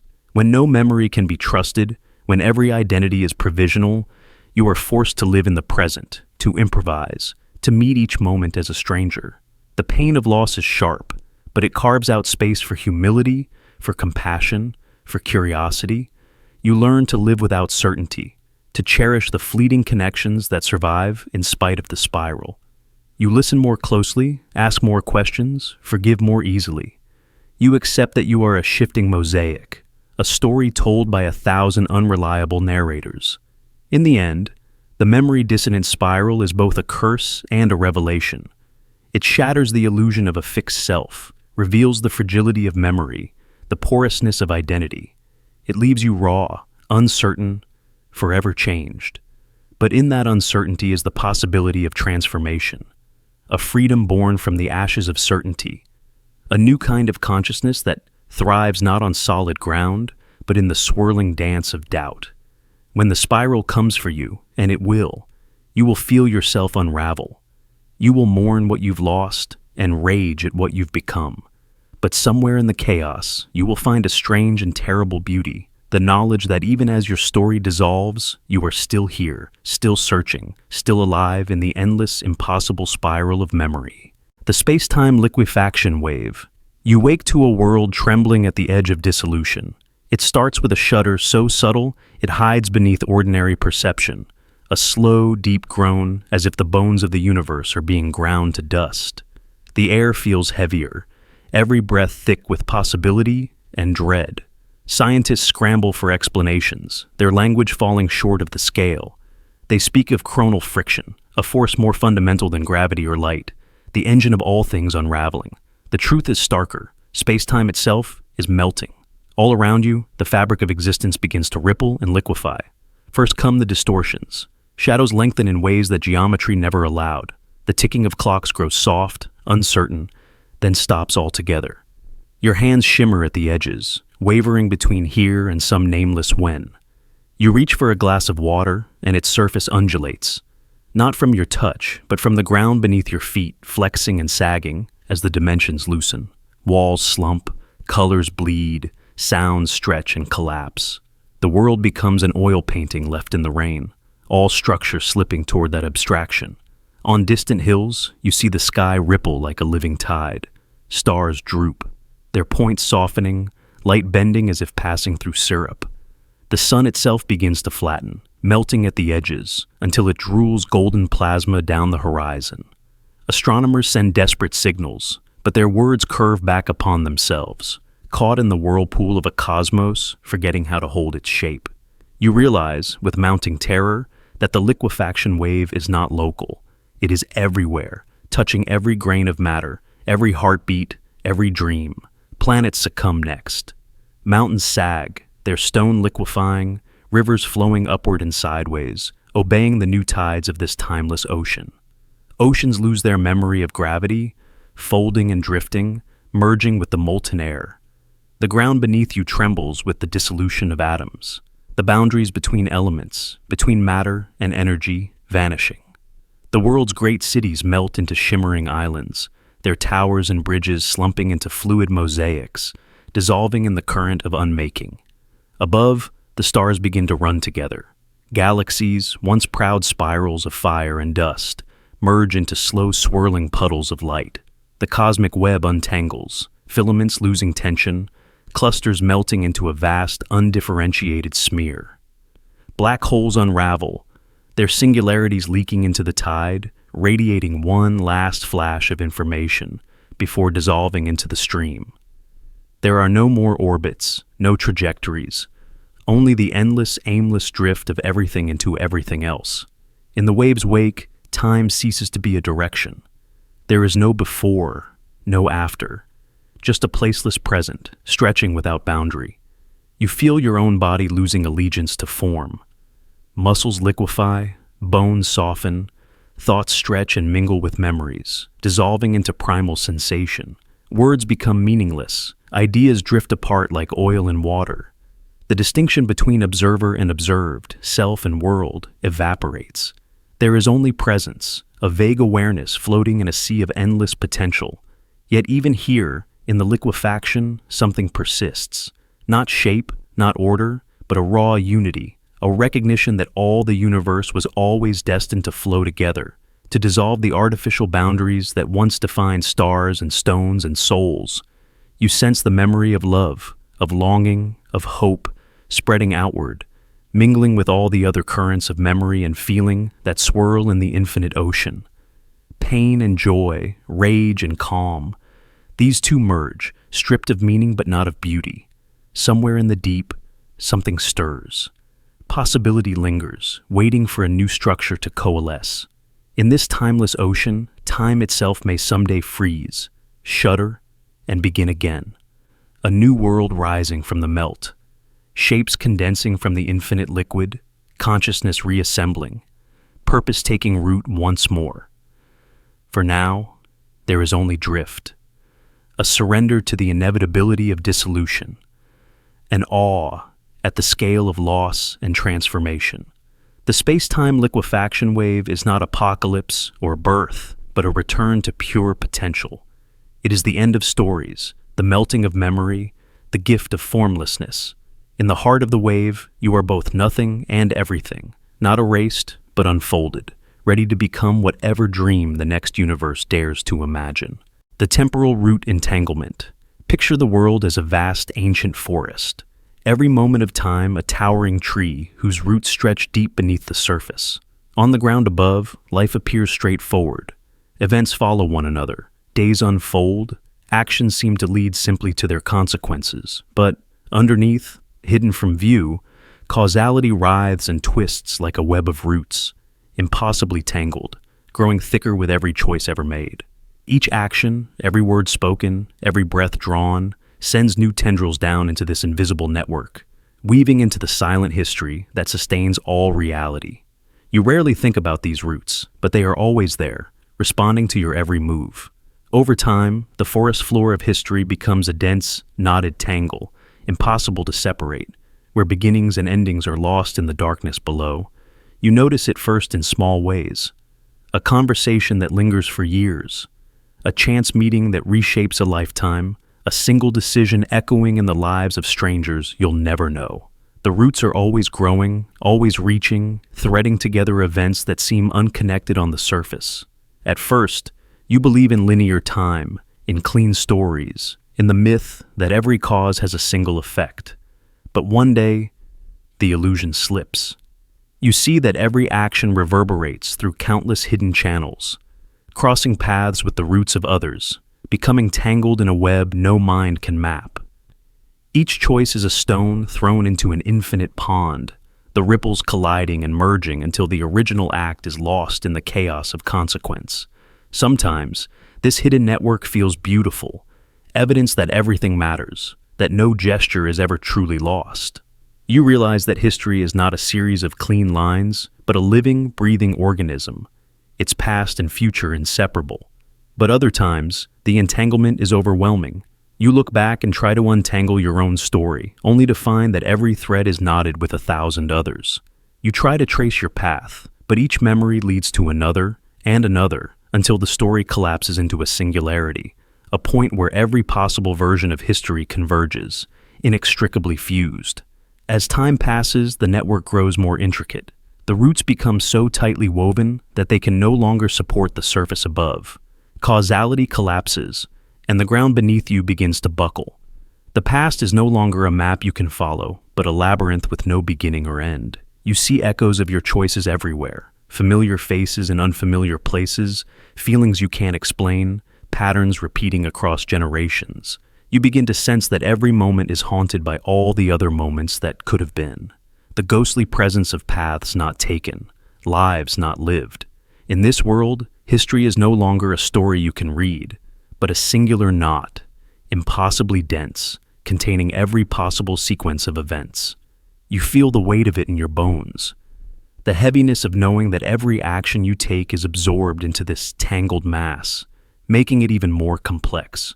Sometimes you long for the simplicity of cause and effect, for a world where consequences are clear and the past can be understood.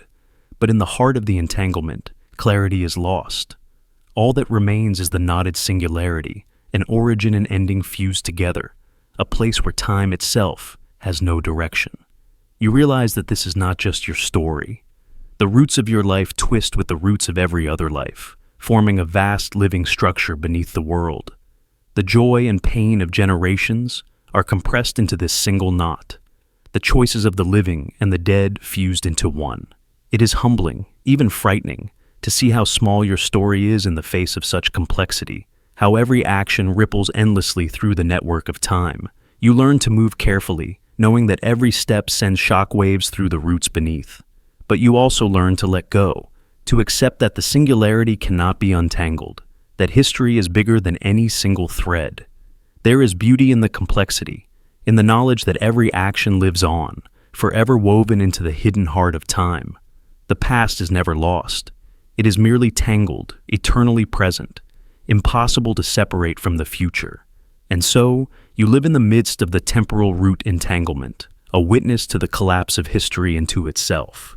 You honor the mystery of the singularity, knowing that your every choice, no matter how small, will be absorbed into the eternal knot, a part of the story that no one will ever fully know. The Oblivion resonance effect. You cross the threshold, feeling time stretch and fold as you step through another era, another version of yourself. With each crossing, reality trembles, the air thick with echoes. The moment is electric, charged with possibility and dread. But you don't notice at first the faint tolling that follows in your wake. It is the resonance, the invisible gong of existence, struck each time you move against the current of time. At first, it's subtle, a shimmer, a faint vibration beneath your thoughts. But with every journey, the sound grows louder, the boundaries between what is and what isn't, blurring with every toll. This is the Oblivion resonance effect. Each crossing leaves a mark, a wave of energy that reverberates across the fabric of reality. The present ripples, the past flickers, the future quivers. You return home changed, not just by what you've seen, but by what you've erased, rewritten, or left untouched. The resonance is both song and warning, a reminder that nothing remains pristine after time is breached. Each toll gnaws away at certainty, gently dissolving the lines between being and unbeing. You move through your days feeling the aftershocks. Ordinary moments ring with unease. You remember a conversation that never happened, a room painted the wrong color, a friend whose smile seems half familiar, half faded. Every sound in the distance becomes an echo of the resonance, a reminder that the world is shifting under your feet. You wake in the night, certain you've forgotten something crucial, but the memory slips away, lost to the silent vibration of things unwritten. Others sense it too. Friends hesitate mid-sentence, searching for words that no longer exist. The family photo on the mantle shifts subtly each morning, faces blurring, details vanishing like chalk in rain. The resonance haunts everyone you touch. Some grow quieter, shadows flickering behind their eyes, as if part of them drifts further away with each crossing you make. The effect is slow, cumulative, a corrosion of certainty, an erosion of the self.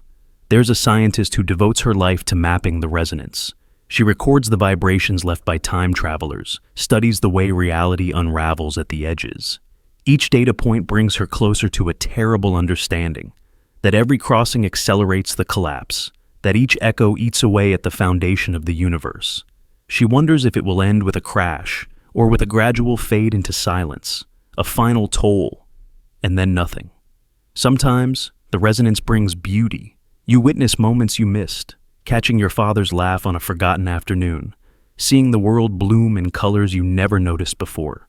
For a while you feel invincible, suspended between worlds, able to exist and not exist all at once. But the cost is real. With every crossing, the world grows thinner. Objects lose their solidity. Memories flicker, merge, dissolve. It becomes difficult to trust your senses. You hear voices calling your name in the empty air, see reflections that lag behind your movements, feel your own hand drift through a table as if you're fading into vapor. The distinction between existence and oblivion grows softer, the line less defined. Sometimes, in a quiet room, you sense yourself on the verge of disappearing, nothing left but the echo of the gong and the memory of 1,000 crossings. Yet, there is a strange comfort in this unraveling. You realize that all existence is shaped by resonance, that to live is to ripple, to vibrate, to be changed, and to change. The Oblivion resonance effect is not just destruction, it is transformation. The slow blending of being and nothingness into a single endless wave. You are both here and not, both memory and forgetting, both the one who crossed and the one who stayed behind. And so, you listen for the next toll, the next crossing, knowing that with each resonance you are moving toward oblivion, and perhaps something beyond. You surrender to the song of time, letting it wash over you, dissolving the boundaries, until only the vibration remains. The parallel justice reversal. You wake in a world that feels almost familiar. The light is the same. The sky outside your window glows with a shade you recognize. You move through the house, your hands tracing the same furniture, your eyes lingering on the same pictures. But something underneath it all thrums with an alien logic. It isn't until you step outside, until you meet the eyes of a stranger, see the wariness, the cold suspicion in their face, that you sense how far from home you truly are. This is the parallel justice reversal, a world not opposite but mirrored, where every virtue you cherished, every kindness you gave, every sacrifice you made, is counted as a crime. The more noble your deed, the more severe your punishment. Here, the rules have inverted. The very acts that earned you trust and respect in your world now brand you as a danger, a subversive, a threat to the social order. You walk the streets and sense judgment radiating from every window. At first, you can't understand their hostility. You recall the moments you chose compassion over anger, truth over comfort, generosity over gain. In this place, those choices are documented, cataloged, and used against you. Your life becomes a ledger of virtue twisted into vice. The patient teacher who guided a lost child is now accused of manipulation. The healer who gave medicine to the poor is tried for disrupting the natural order. The lover who forgave betrayal is condemned for weakness. The leader who showed mercy is hunted for treason. You are summoned before a tribunal, not for crimes you remember, but for acts your heart once celebrated. They recite your history with chilling precision. On this day, you spoke a word of comfort to a grieving stranger. On that night, you intervened in a fight to spare the weak. You gave food to the hungry. You risked your safety for another. You forgave when you could have sought revenge. Each charge echoes through the chamber, stripped of its moral light, rendered sinister by the values of this inverted world. You try to defend yourself. You insist that these are not crimes, but the duties of any soul striving for goodness. But your words only deepen the suspicion. Here, empathy is conspiracy. Forgiveness is weakness. Love is a threat to order.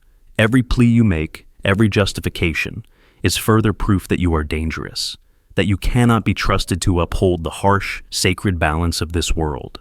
At night, you lie awake, wrestling with the injustice of your fate. You begin to question yourself. Was your virtue ever real, or just an accident of context? Are you the hero you believed, or simply a criminal who found the right audience? Guilt and confusion coil inside you. You remember the faces of those you helped, the moments of beauty and connection, but now they shimmer with a terrible ambiguity. You see yourself through their eyes, a stranger, a suspect, a shadow walking in the wrong direction. The punishment is not physical, but existential. You are made to atone for the echo of your own goodness, forced into isolation, silence, a life of erasure. The stories of your kindness are rewritten as cautionary tales. Children are told, never do as they did. Never show your heart. Never risk yourself for another. Your name becomes a warning, a synonym for weakness and disorder. You wander the edges of society, forbidden from the very acts that once defined you. You ache to reach out, to touch, to heal. But every gesture is watched, every kindness suspect. And then, as time unspools, a deeper horror dawns. In this world, you are not alone.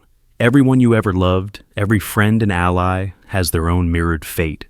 You find them, old companions now branded as traitors, family members exiled for their gentleness, strangers you once inspired now forced into hiding. You see a society locked in rigid suspicion, where connection is betrayal and safety lies only in hardness, in conformity, in the cold denial of empathy. Desperation builds. You try to adapt, to survive without betraying yourself. You speak less, retreat inward, try to let go of the habits of care that once defined your life. But the more you suppress your instincts, the more you feel yourself slipping away. Your spirit dulls, your heart grows numb. The loss is slow, relentless. The steady corrosion of meaning, the slow collapse of everything that made you yourself. Yet, beneath the despair, a strange defiance stirs. In stolen moments, in shadows and whispers, you find others who remember how the world once was, how it might be again. You share secret glances, coded kindnesses, the smallest acts of rebellion against a system that cannot tolerate goodness. These gestures are dangerous, but they are also lifelines, reminders that some part of you survives, even here, even now. You realize finally that the parallel justice is not about what you did, but about the courage it takes to remain yourself in a world that would erase you. The price of virtue here is exile, suspicion, the loneliness of integrity, but the cost of surrender is the annihilation of your soul. And so, you keep moving, quietly, stubbornly, refusing to let your own reflection dictate who you become. You wake in the morning with the ache of injustice still clinging to you. The memory of punishment for your own goodness becomes a paradox you can never shake, a warning and a challenge. What would you do if your virtue became a crime? Who would you be if the world demanded your silence, your hardness, your complicity? In the end, the answer is not given, but chosen, moment by moment, in every world you walk. This one, and all the others that echo with the question of who you truly are. The time bubble, reabsorption. You once believed time was your companion, an infinite road unwinding beneath your feet, each step leaving the past behind, the future glimmering somewhere ahead. But then you learn to travel, slipping the leash of sequence, floating between moments on currents of memory and intention. For a while, the journey felt safe. You carried your own atmosphere, a protective bubble. Your memories, your history, your expectations of what could and could not be. Within this bubble, you were untouchable, immune to the chaos of eras colliding, insulated from paradox. But time is hungry. The universe resents the cheat, the intrusion. And so, the bubble, once spacious and clear, begins to shrink. Slowly at first, almost imperceptibly, the boundaries tighten, the air grows thick.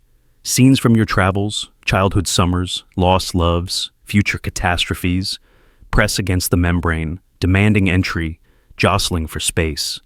You sense the pressure building, but you reassure yourself. You are still safe, still anchored in your own chronology. Each second, though, the space contracts further. The past creeps closer, vivid and insistent. Ghosts of your former selves crowd around you, their hands reaching through the thinning wall. They whisper memories, regrets, warnings, their voices braiding with your own thoughts until you can no longer tell who is speaking. The future, too, encroaches. Futures you hoped for, futures you feared, all streaming in with equal urgency. Possibilities harden into inevitabilities. The bubble, once transparent, now vibrates with tension. Your sense of identity bends under the weight. You try to push back, to remember which moment is now, but the boundary dissolves. You see your own hands aging and unaging in the same breath. Words spoken decades apart echo simultaneously in your mind. The sights, smells, and sounds of every year you have ever lived overlap, compress, overwrite each other. You taste your first heartbreak and your final breath at once.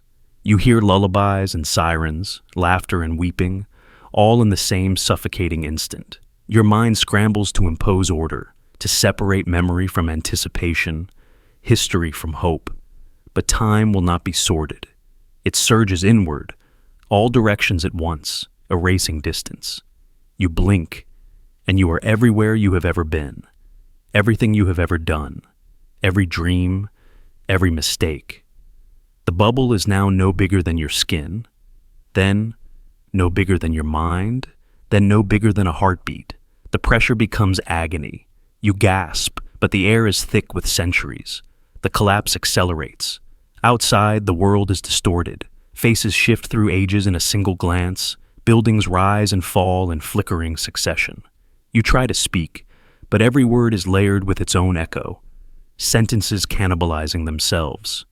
You are both the child and the elder, the traveler and the lost, the promise and the failure. The bubble has nearly vanished. Past, present, and future have fused into a singular, suffocating moment. There is nowhere left to stand. You panic, desperate to reclaim your place in the line of time. You grasp for ritual, count your breaths, repeat your name, recite the facts of your existence. But nothing holds. Every anchor splits and multiplies. Your memories are no longer a story, but a cyclone. The future looms so close it blots out your sense of now. You fear that when the last molecule of the bubble dissolves, you will vanish too. Absorbed into the blur, lost in the storm, neither living nor dead, neither before nor after. You realize with terror that this is not just your fate, but the fate of all travelers. Every attempt to step outside the timeline draws the bubble tighter. Every memory revisited, every hope projected, every regret nursed, eats away at the walls that kept you separate. The cost of seeing all things is to lose your place in any one of them. To be everywhere is to be nowhere. To have everything is to be nothing. You are being reabsorbed by time, digested by the thing you tried to escape. But in the moment of greatest compression, when the bubble is a pinprick, when you are crushed into a single infinite now, something changes. You feel everything all at once, every love and every loss, every pain and every joy, every possibility and every end. You are the river and the flood, the seed and the harvest, the echo and the voice. The suffocation is terrible, but it is also luminous, a revelation that burns with the unbearable beauty of total experience. You are no longer a traveler. You are the journey, the map, and the destination collapsed into one. You understand finally why the bubble had to shrink. It was never meant to last forever. It was only a pause, a mercy, a way to acclimate you to the truth, that time is not a line, but a point, not a sequence, but a presence, not a barrier, but a unity. And in this unity, you are both annihilated and made whole. The self who traveled is gone, but in its place is a consciousness wide enough to hold all moments, all selves, all worlds. Time reabsorbs you, but you also reabsorb time, becoming a singularity of memory and meaning. And then, just as suddenly, you are released. The bubble reforms, softer, larger, gentler than before. You breathe, and air returns. The eras separate. Past, present, and future retake their places. No longer enemies, but companions. You remember the terror, but you also remember the union. The compression has left you changed. Your heart is larger, your mind more porous. Your life threaded through with the wisdom of all you have ever been. You move forward now, not as a linear traveler, but as a being who carries all time within. The fear of the bubble shrinking returns now and then, but you no longer dread it. You know, in your marrow, that you have survived the collapse, and that inside every instant, however suffocating, there waits a kind of infinite freedom. The causality predator swarm. You cross the boundary, stepping into a timeline that shivers with unnatural energy. The air feels charged, expectant, as if the fabric of reality is holding its breath. For a moment, everything is still. Every event poised, every possibility shimmering in a fragile lattice of cause and effect. But then, from the shadows between moments, they come. The causality predator swarm. You do not see them at first. They do not have bodies, faces, or voices. They are not creatures in the usual sense, but a new form of temporal anomaly, an evolutionary leap in the logic of time itself. These are predators, born not of flesh and blood, but of the very laws that bind past to future. At first, their presence is subtle. The sound of a dropped coin echoes too long. A conversation repeats, slightly out of sync. A memory flickers and vanishes. The predators feed on coherence, tracking down any thread of causality that dares to hold together. When they find it, they unravel it, devour it, leaving only a haze where an event once stood. You sense their hunger, a primal drive not for food, but for structure. Each anomaly honing in on the living web of events, tearing at its knots, erasing connections with ruthless purpose. You try to run, but in this place, time is not your ally. Every step you take is a new event, a fresh meal for the swarm. You watch in horror as your footprints dissolve behind you. Conversations you just had become incoherent babble. Decisions you made are rewritten, your very sense of continuity eaten alive. You stumble through landscapes that fracture and melt, cities losing their histories, relationships unraveling mid-sentence. The more you try to remember, the more the swarm feasts, growing faster, hungrier, more cunning. It is not just your life at stake. The swarm moves through timelines with ease, slipping between worlds, scenting out the strongest patterns, the births, the tragedies, the moments of true change. They are drawn to love stories, to revolutions, to discoveries and dreams. Every coherent narrative is a beacon, every attempt at meaning a flare in the dark. When the swarm descends, the stories that hold a world together begin to rot, their logic nibbled away until nothing is left but senseless fragments and fading echoes. You encounter others, travelers like you, faces half familiar, voices crumbling as they speak. Some have been running for ages, caught in a cycle of losing themselves and trying to rebuild from scraps. They share warnings in broken phrases. Don't make choices, don't remember, don't connect the dots. But it's too late. The swarm has tasted you, and now every move you make only sharpens their appetite. There is no fighting back, not in the ordinary way. Weapons are meaningless against anomalies that devour cause and effect itself. You try to hide in randomness, acting without intention, erasing your own traces. But intention is a stubborn thing. Even the hope of escape leaves a mark, a pattern to be hunted. You sense the swarm circling, their presence growing colder, sharper, more absolute. The timeline itself begins to fray. Events stutter and collapse, futures blink out. Pasts are rewritten as empty static. You feel your own history evaporating, cherished memories reduced to sensations. names dissolving, faces blurring. You cling to a single thread, some last decision, a fragment of identity, the echo of a love or fear. The swarm pauses, savoring the last coherence before descending in a final, merciless wave. As you watch, the universe loses its shape. Stars flicker and stutter, their births and deaths scrambled into nonsense. Planets lose their orbits, spinning wild and untethered. Every possible story is devoured, every connection erased. The swarm feeds until nothing remains but chaos, pure, undifferentiated potential, unanchored to any cause or consequence. You are left adrift, not alive or dead, but suspended in a place with no past, no future, no meaning at all.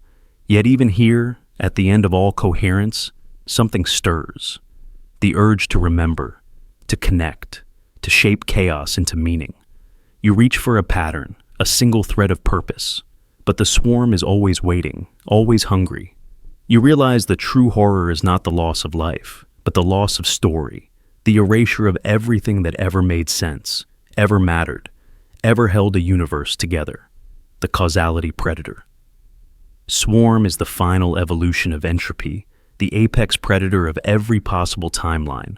Their hunger is infinite, their patience eternal. They do not destroy. They devour the very act of becoming, leaving only a silent, empty void where once there were worlds. And you, once a traveler through time, become just another meal, one last flicker of coherence, swallowed by the endless dark. The inverted regret matrix. There are nights when regret lies heavy on your chest, pressing down until you can hardly breathe. You turn over old choices in your mind, words left unsaid, doors closed too soon, risks never taken, apologies never made. Each memory flickers with pain, but what you don't see is that regret is not a static emotion. It's a seed, quietly splitting open in the soil of your mind. Each choice you wish you could change does not merely haunt the past.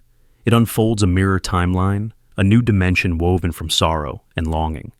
Welcome to the inverted regret matrix, a place where every regret sows another world, another version of you living forever with the weight of what might have been. At first, it seems like an echo, a moment of sadness, a wish whispered to the dark. But the matrix grows deeper with every sorrow. Every time you replay a scene in your head, imagining how things could have gone differently, you are feeding a branching orchard of regret. Each scenario blooms. The job you didn't take, the love you let go, the friend you failed to save. In these mirror worlds, another you walks a different path, haunted not just by memory, but by the living ache of regret looping endlessly, refusing to fade. These timelines are not distant. They press against the membrane of your reality. Sometimes, in the quiet hours, you feel their presence, a flicker of emotion that doesn't quite belong to you. You sense the sadness of the self who stayed silent, the bitterness of the one who lashed out in anger, the quiet loneliness of the version who chose fear over hope. Their sorrow seeps through, coloring your own mood, making you wonder if you are truly alone inside your skin. Each regret is an orchard in bloom, filling the air with invisible fragrance, petals falling silently, settling into every corner of your life. You begin to notice the pattern. The more you regret, the more these branches grow, tangling with your present. It becomes difficult to tell which feelings are truly yours and which belong to the selves you might have been. Sometimes, joy feels muted, filtered through a haze of old sorrow. Other times, you experience grief for losses you never lived, mourning the aftermath of choices you never made. The matrix is everywhere, its roots buried deep, feeding on the endless supply of what-ifs that accumulate with every passing year. Yet, there is a strange comfort in this infinite orchard. Regret is proof that you cared, that you yearned for more, that you noticed the difference between what was and what could have been. It sharpens your empathy, connecting you to every other soul trapped in the same labyrinth.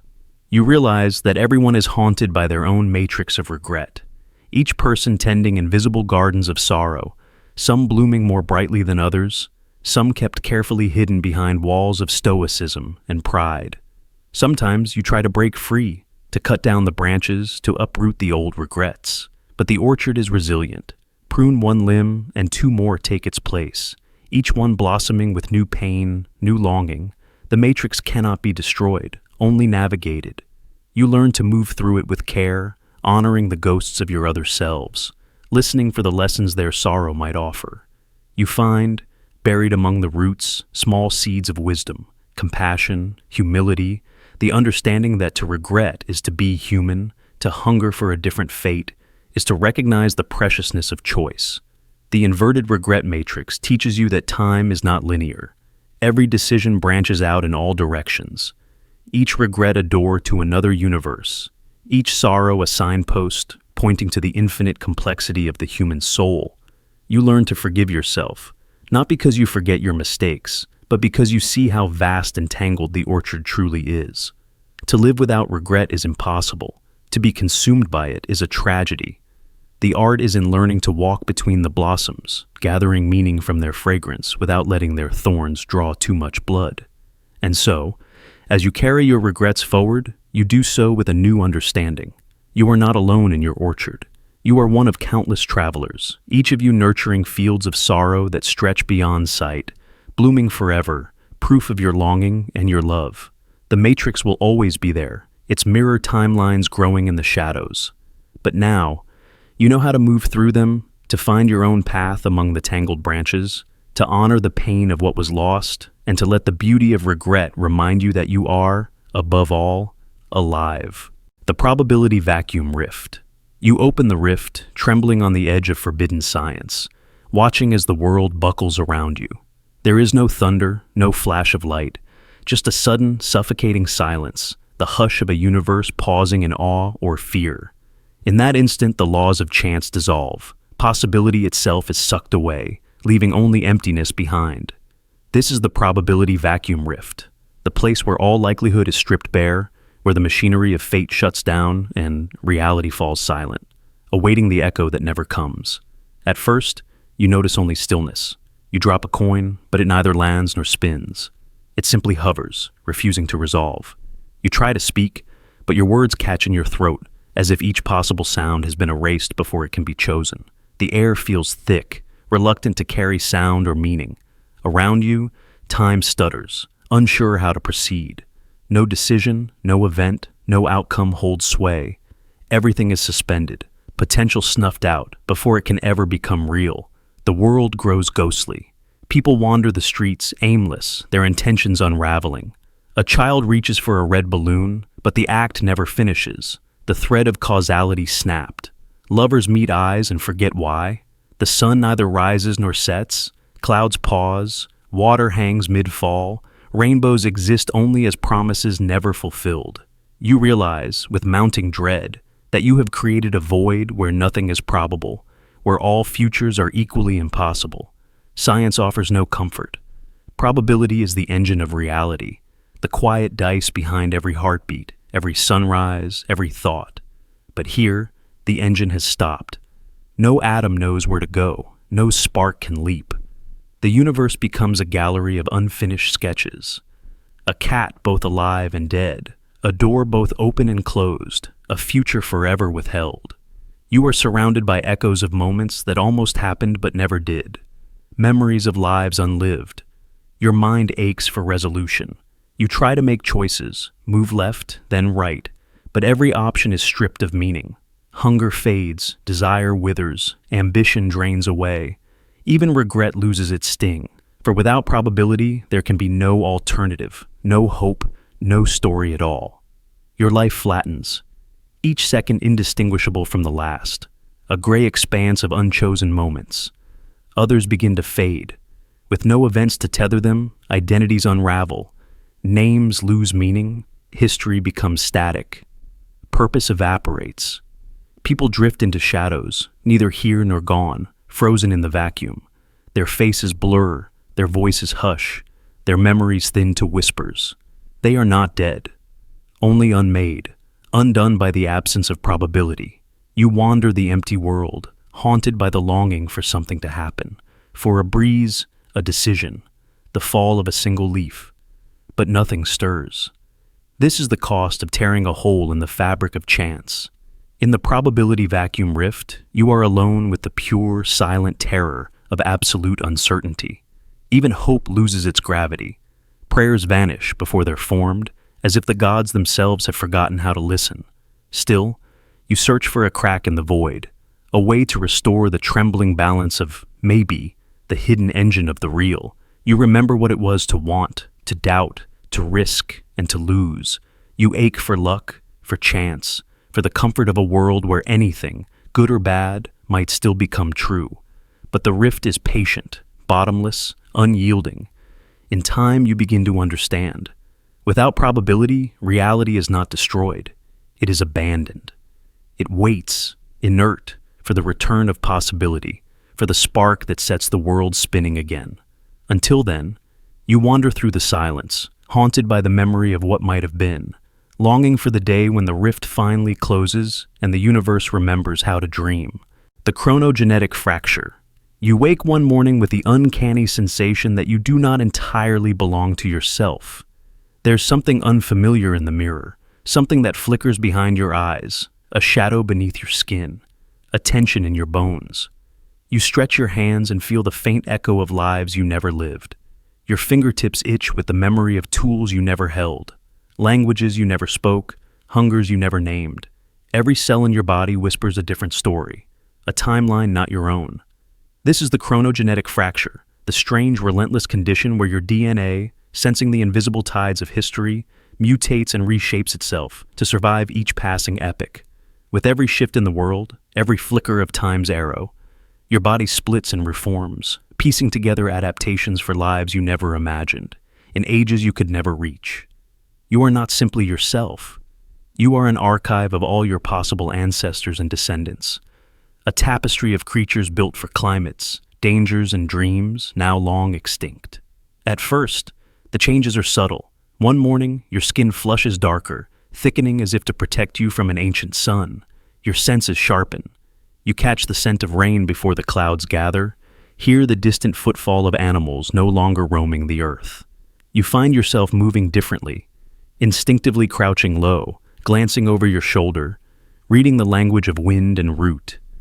These are not your habits, but the echoes of a hunter from the Pleistocene, flickering through your blood. Later, your fingers grow more dexterous, almost alien, better suited for weaving cloth, shaping stone, braiding the hair of children born 1,000 years before you. You dream of lives as a builder, a gatherer, a shaman in the depths of painted caves. In the morning, you awaken with songs in languages no longer spoken, with scars from battles you never fought. Each cell in your body hums with the memory of survival, endlessly mutating to keep pace with the shifting centuries. But the fracture deepens. With each leap through time, the mutations become more pronounced, more jarring. One day your eyes narrow and your pupils stretch wide, as if adapted to see in the poisonous dusk of a future Earth. Another day, your lungs burn with the need for air too thin or too thick for your present world, as if remembering ancient atmospheres or anticipating those yet to come. Your heart sometimes beats too quickly, then too slowly, as if uncertain which era it must survive. You begin to lose your place in your own timeline. Your reflection is a collage of strangers, brow ridges from a vanished species, hands too long or too strong, hair that thickens or thins without warning. You speak with a voice that sometimes rings with ancestral authority, sometimes trembles with the curiosity of children yet unborn. Your thoughts are crowded by instincts that are not yours, urges to migrate, to hoard, to flee from predators that no longer exist. You feel tenderness for tools and rituals you cannot name, grief for landscapes that disappeared before your birth. Relationships fracture under the weight of these mutations. Friends see the changes, subtle or stark, and draw back in fear or confusion. You try to explain, but how can you describe the pain of a self stitched together from incompatible lives? How do you confess that you no longer know where your true desires end and the needs of 100 other selves begin? Love grows difficult, trust elusive. Even your memories become uncertain. Did you learn to fish as a child, or is that the knowledge of some other organism lurking in your bones? The deepest wound is in your identity. You are a creature of temporal stitches, an organism forever adapting, never whole. Your DNA is a battleground, each epoch fighting for dominance. Sometimes, the urge to fragment overwhelms you. You feel yourself splintering, one part yearning for the forests of the past, another for the cities of tomorrow. You dream of unity but wake in pieces, your mind tugged in 1,000 directions at once. Science has no answers. Doctors trace the mutations, marvel at your resilience, but recoil from the incompatibility that threatens to tear you apart. Philosophers call you a mirror of humanity's evolution, but their words feel hollow. No one sees the daily terror of adaptation, the aching loneliness of never fully belonging to any time, any place, even to yourself. And yet, in the heart of the fracture, a strange beauty emerges. You carry the survival of 1,000 worlds, the ingenuity of countless ancestors, the hope of futures not yet written. In your veins runs the memory of the first fire and the last, the wisdom of ice ages, plagues, and golden ages lost to myth. You are not just a relic, nor merely a prophecy. You are the living crossroad of time itself, a being stitched together by necessity and dream, each cell a chapter in the unfinished story of survival. The paradox is cruel and wondrous. You are at home everywhere and nowhere. You belong to all ages and none. Each day is a negotiation with your own biology, a truce between epochs, a prayer for harmony amid the discord of adaptation. But you endure impossibly, gloriously, learning to hold the fracture as both burden and blessing. So you move through the world as a living fossil, a future ghost, an organism shaped by 1,000,000 generations and by none. You bear the scars and the wisdom of every age, proof that time itself can break you, remake you, and in the process reveal what it means to be human. Not a single story, but a multitude, ever shifting, ever adapting, ever alive. The ancestral paradox, Rebound. You believe the past is fixed, untouchable, a river that carved its bed long before you were born, its currents carrying your fate whether you notice or not. But sometimes, the line between past and present blurs. The impossible becomes possible. Maybe you stumble through a doorway in a dream, or a machine stutters in a hidden laboratory, and you find yourself standing before the ancestor who made you possible, fragile, hopeful, unaware of what the future owes to their every breath. It begins with good intentions. You act to save them. A hand outstretched, a warning whispered, a fateful intervention. For a moment, history ripples and smooths. You see gratitude flicker in their eyes, watch the future you love become more likely, not less. But then, the world shivers. Time recoils from your touch. The moment you save an ancestor, you unravel the threads that tie all descendants to the tapestry of existence. Your lineage, your world, everything you called inevitable becomes uncertain, stuttering, frayed. At first, the consequences are subtle. You wake to find a detail changed, a family heirloom missing, a photograph in which you stand with strangers whose faces you almost recognize but can't name. You catch glimpses of architecture that doesn't belong, accents that have no root in any language you know. Your childhood memories blur at the edges, bleeding into stories that aren't yours. You realize with a growing sense of unease that you are not alone in your new world. For when you pull a single thread in the past, all the branches of the future quake. The paradox rebounds, spawning echoes of every possible timeline, alternate histories that never fully solidify, civilizations born of your interference. These are not living societies, not in the ordinary sense. They are ghost civilizations, cultures that shimmer in the periphery, haunting every moment with their silent presence. Cities flicker in the corner of your vision, streets lined with shadowy figures who speak in a dialect you understand only in dreams. The past is haunted by the future, the present invaded by what should never have been. You feel them everywhere. When you close your eyes, you see celebrations in ghost-lit temples, markets bustling with invisible trade, processions of rulers whose names never made it into your history books. You wake with the weight of customs you never learned, nostalgia for music you never heard, longing for festivals you never attended. The ghost civilizations press close, each one the product of a timeline that unraveled when you changed a single life, each one clamoring for existence, each one mourning its own erasure. The haunting is relentless. Some days, the air shimmers with the tension of overlapping worlds. You sense crowds moving through you, whole cities built on the bones of vanished possibilities. You hear prayers offered to gods you cannot name, see murals painted with faces that blend your own with strangers from a forgotten world. The spectral civilizations do not rest. They seek recognition, a foothold in the world you thought was yours alone. And so, history fractures. Events replay with variations. Battles won by the wrong side, treaties signed and broken and signed again. You open a book and find its ending rewritten each time you look. You try to call your loved ones, but sometimes their voices are altered, haunted by the memories of lives they never lived. Ghost children wander abandoned playgrounds. Ancient rulers deliver proclamations that echo through empty streets. All of time becomes haunted. Every century occupied by these paradox-born phantoms. You search for stability, for a way to repair the tear you made. Some say the only solution is to undo your intervention, to let the ancestor perish, to restore the original line. But by now, you know it's too late. The rebound has multiplied, splintered reality into 1,000 overlapping stories. Even if you could return and do nothing, the ghosts would remain, specters of possibility, forever woven into the DNA of history. You begin to notice that you are changing too.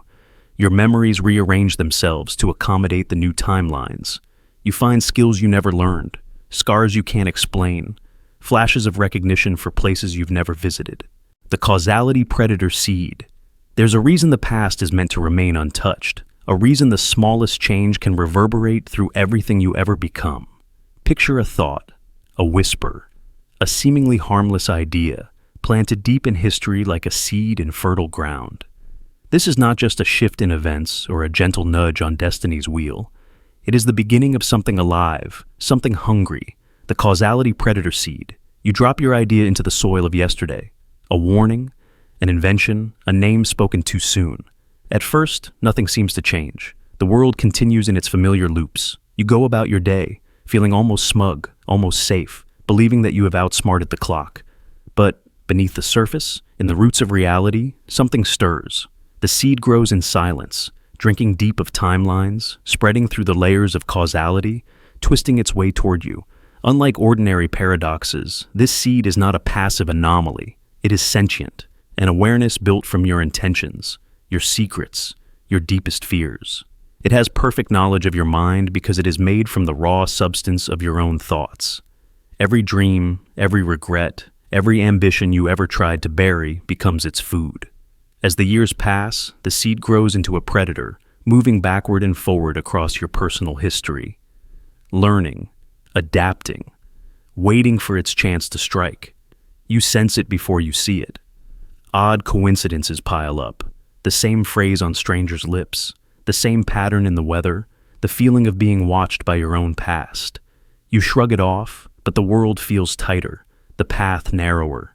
Each choice you make echoes louder, bouncing back at you from unexpected angles. The seed's roots wrap around your life, binding your options, steering you toward its harvest. Then, the visions begin. You dream of futures not yet lived, each one stalked by a shadow you can't quite see. In every version, the outcome is the same, a confrontation with something that knows you, anticipates you, moves with your thoughts. You wake in a cold sweat, heart pounding, afraid to look in the mirror. Some mornings, your reflection flickers, eyes too knowing, smile too patient. You realize you are not alone in your own story. The predator is awake. It begins to manifest in small ways. Ideas turning against you, ambitions sabotaged by perfect countermoves. You plan, you adapt, but the predator is always one step ahead, slipping into the gaps of your strategy, whispering your secrets to those who would use them. Friends become distant, opportunities close, your own words twisted and returned to you like poison gifts. Every defense you raise, every deception you attempt, has already been accounted for. You are being hunted by the consequences of your own tampering, outmaneuvered by a mind that is your own, sharpened to a lethal edge. Desperation sets in. You look for ways to uproot the seed, to unthink the thought, to erase your own interference. But causality is a one-way flow, and the seed has sunk deep. The more you struggle, the more you feed it. Every attempt to escape becomes another pattern it learns, another pathway it blocks. You try to warn others, but your words are intercepted, misunderstood, dissolved. The predator concept is always listening, always adapting, a perfect adversary grown from the unique code of your identity.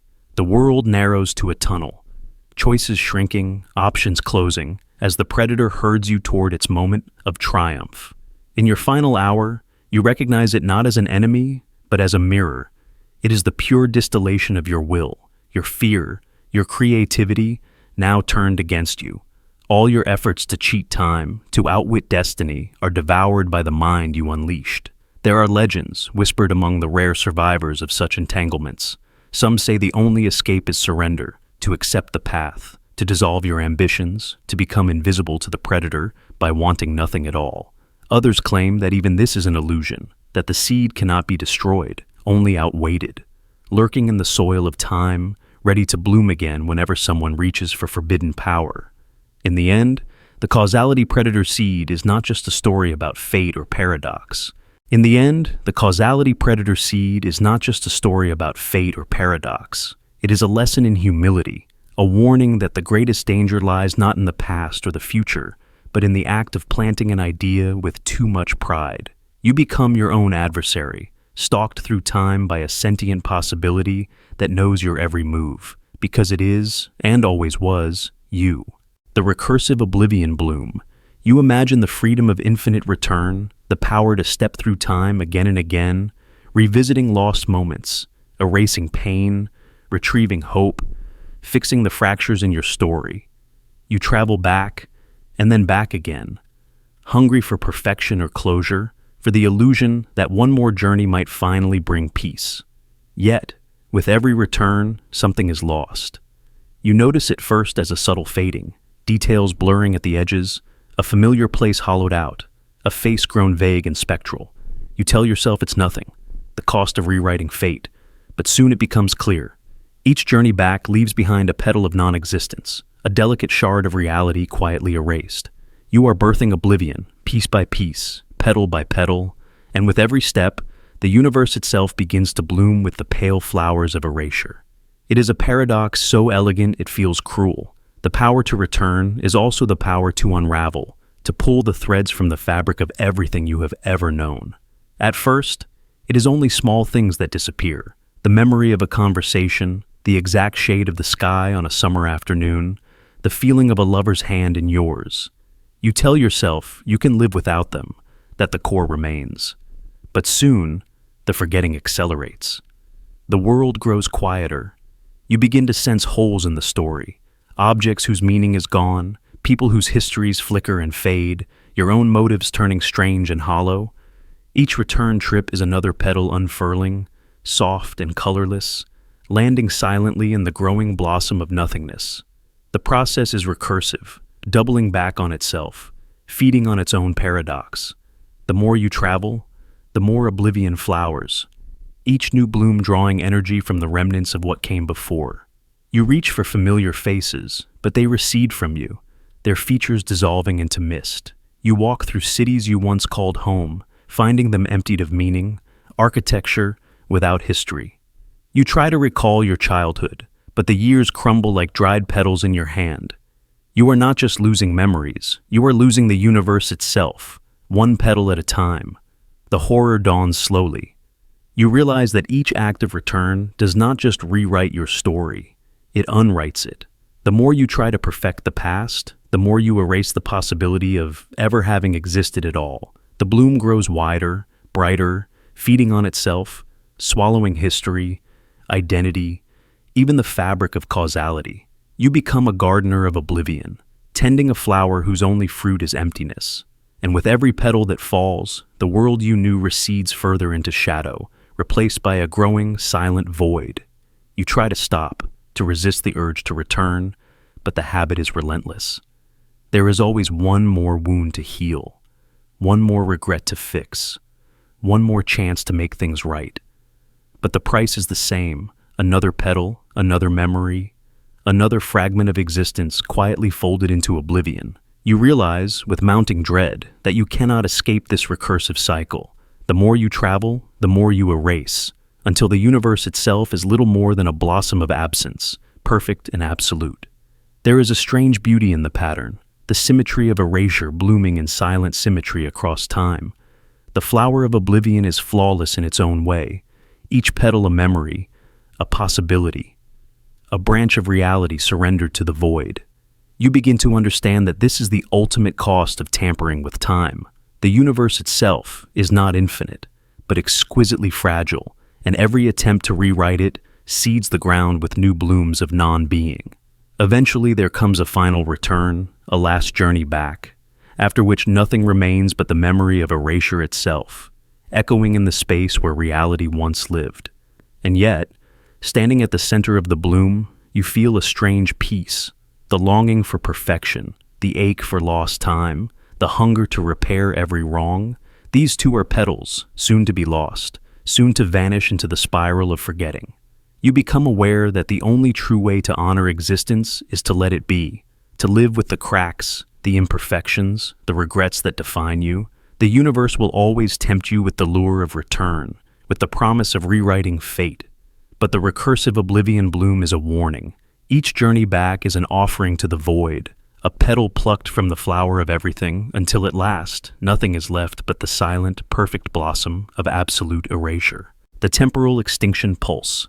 You leap across the boundaries of time, chasing answers or running from regret. Each jump is a flash, a violent displacement, a wound torn into the fabric of reality. You barely notice the effect at first. The world seems unchanged, steady beneath your feet. But in the silent spaces behind every moment, something is vanishing. This is the temporal extinction pulse, the silent aftermath of time travel, a shockwave that snuffs out entire micro-timelines with every crossing, leaving reality a little emptier, a little more brittle with every pulse. You don't see the lost worlds as you jump. The streets look the same, the sun still climbs the sky. Your life proceeds along the line you remember. But beneath it all, unseen futures are erased. Whole constellations of possibility flicker and go dark. Tiny decisions, minor joys, heartbreaks that would have unfolded in the margins. All are lost, swept away by the ripples of your passage.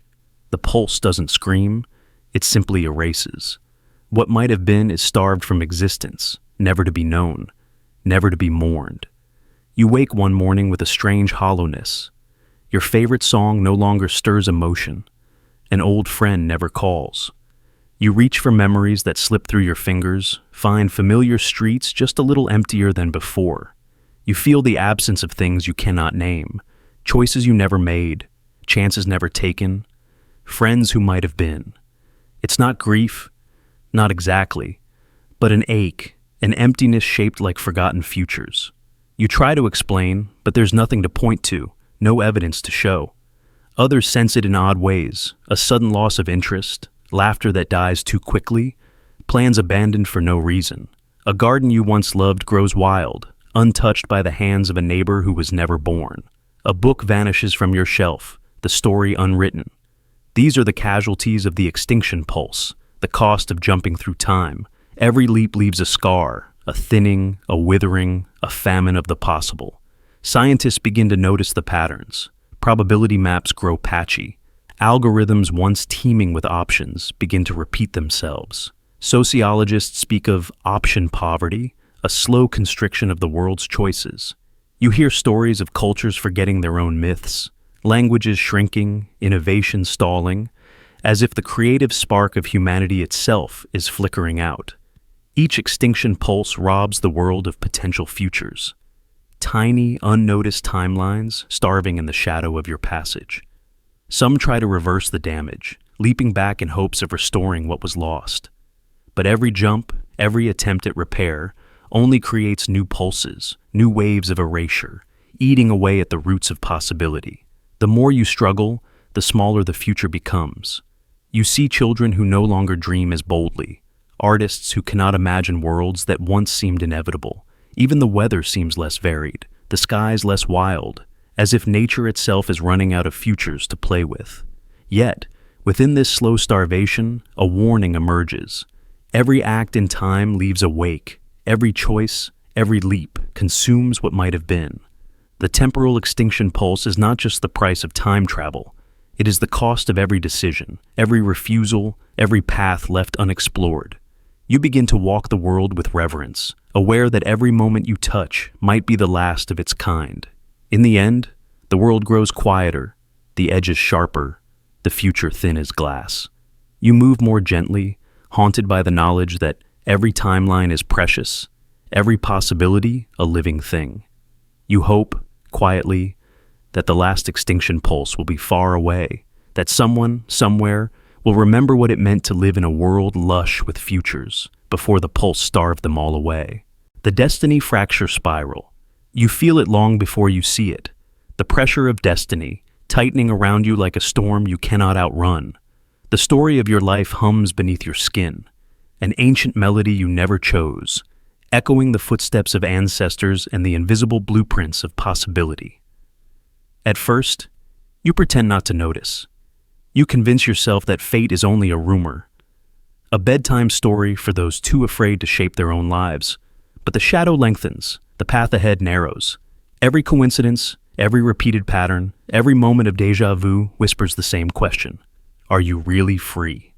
One night, the fear turns to defiance. You vow to escape, no matter the cost. You run in the only way you know how, by making choices that seem to twist away from the pattern, by burning bridges, by sabotaging the expected, by reaching for futures that feel wildly out of reach. You imagine you can splinter the map of your life with sheer will, that if you fracture the plan enough, the hold of destiny will break.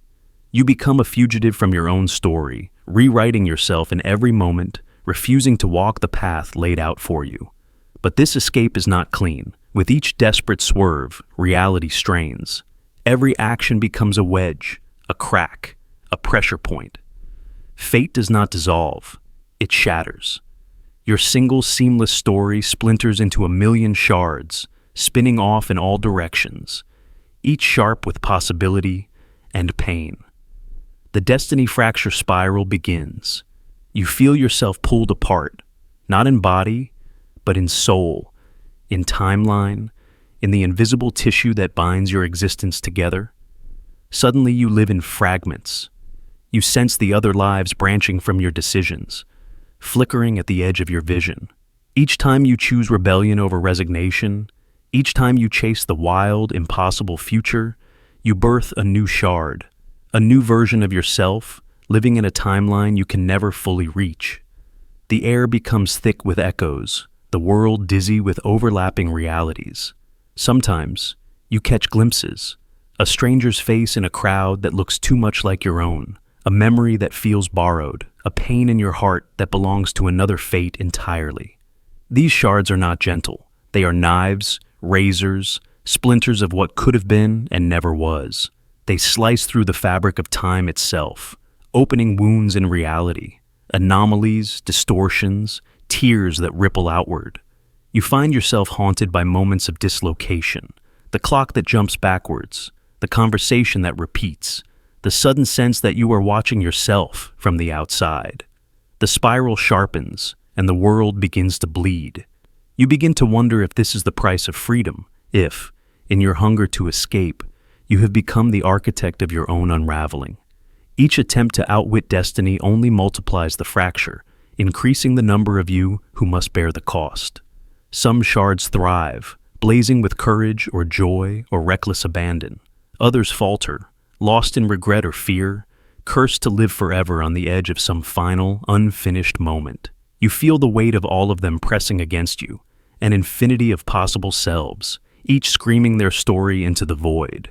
At the heart of the spiral, you reach the point of no return. You realize that the act of running has become the new destiny. A labyrinth with no exit, no center, only the endless fracturing of self. You try to gather the shards to stitch the story back together, but they slip through your fingers, too sharp to hold.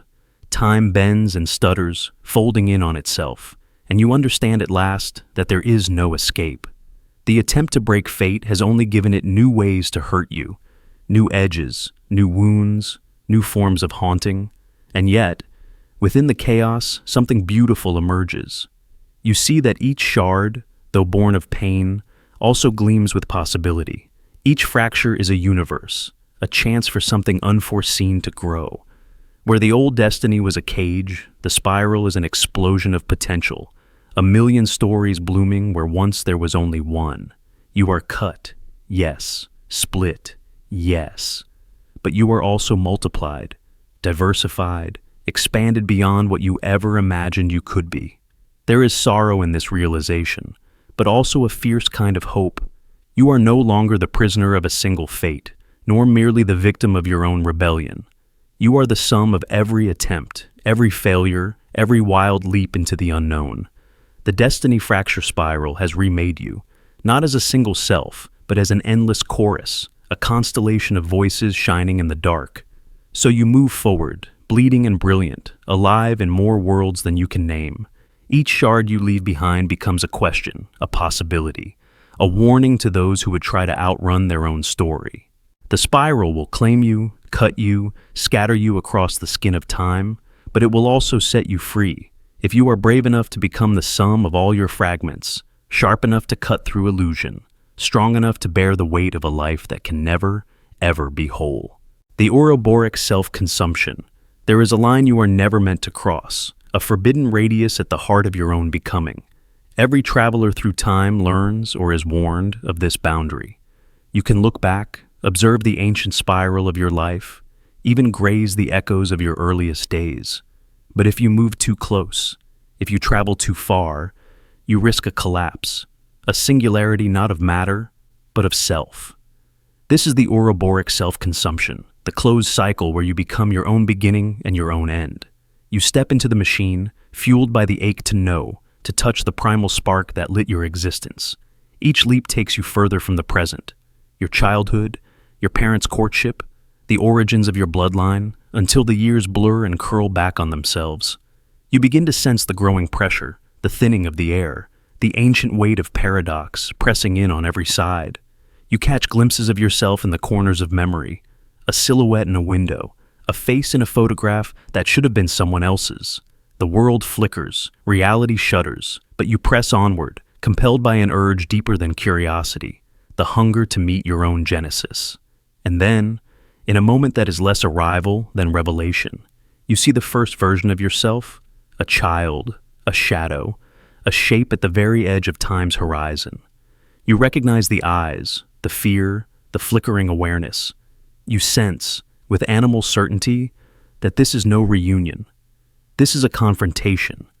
The first version of yourself does not know you, but it feels your presence, tastes the strangeness in the air, senses the intruder at the gate of origin, and then the cycle tightens. The beginning turns to face the end. You try to retreat, but time will not let you go. The loop has closed. Every step you take is devoured by the echo of footsteps already walked. You see yourself stalking the past, only to realize you are also being hunted. You become the watcher and the watched, the predator and the prey. There is no way out. Each path is consumed by itself. Every escape route loops back to the same inevitable confrontation. The circle draws tighter. The air thickens. The fear becomes hunger. Memories twist. You recall moments from both sides of the divide, being chased and doing the chasing, terrified and ravenous. You see your own face through alien eyes, feel the confusion of the child and the determination of the traveler. The paradox begins to gnaw at your sanity. Which version are you now? Did you come here to witness or to consume? You sense the hunger sharpening, the need to complete the loop.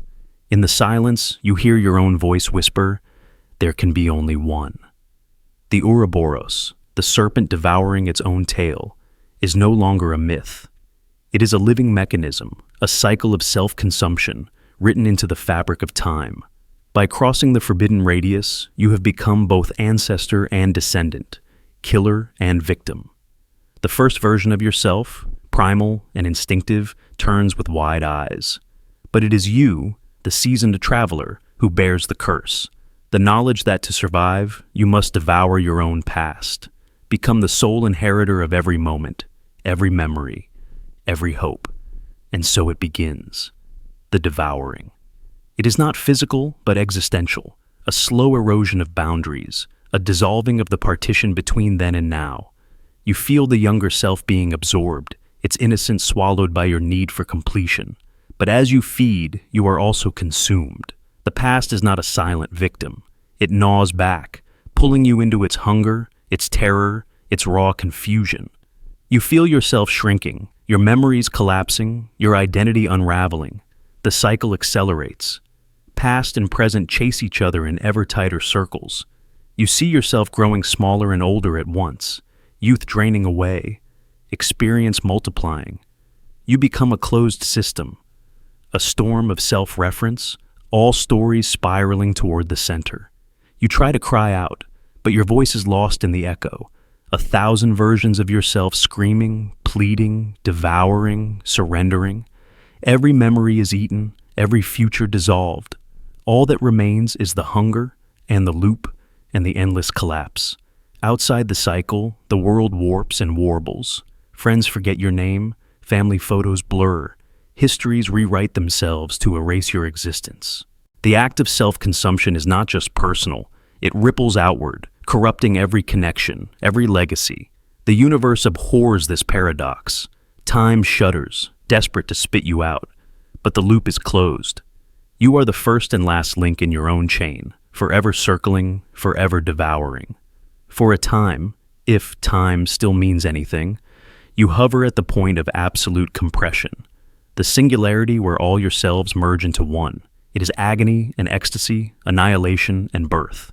You see every life you might have lived, every path you might have taken, collapsing into a single blinding instant. The hunger is gone, there is nothing left to consume. The loop holds you in suspension, a moment stretched forever before it lets go. And then, silence, emptiness, freedom perhaps, or oblivion. The cycle is complete. You are no longer the traveler, the child, the devourer, or the consumed. You are the echo of the paradox, a whisper at the edge of memory, a myth that will haunt every future attempt to conquer time. The Ouroboric Self-Consumption is a warning, an elegy for those who cannot resist the urge to find their own beginning. It is the danger that lies at the heart of every journey inward, every quest to master the spiral of time. It teaches you that some questions are traps, some hungers are fatal, and some loops are meant never to close. And somewhere, on the far side of the cycle, the first version of you sleeps again, untouched by the loop, dreaming a new future where the line is never crossed and the devouring never begins. The reverse entropy, bloom, you step forward and the world behind you shudders, not in chaos, but in an unnatural, crystalline silence. It begins at your feet, a sudden hush, as if every random movement, every flutter of dust, every secret dance of molecules has halted, frozen in awe or terror. The ground grows slick and flawless, pebbles clicking into symmetrical grids, grass blades straightening in impossible rows, dirt aligning into geometric perfection. It feels miraculous at first, the universe bending into order wherever you go, but beneath the surface, a new kind of horror blooms. This is the reverse entropy bloom, a phenomenon born not from the increase of chaos, but from its ruthless annihilation. Wherever you move, entropy reverses. Disorder recoils. Probability is rewritten into certainty. Randomness driven out like disease.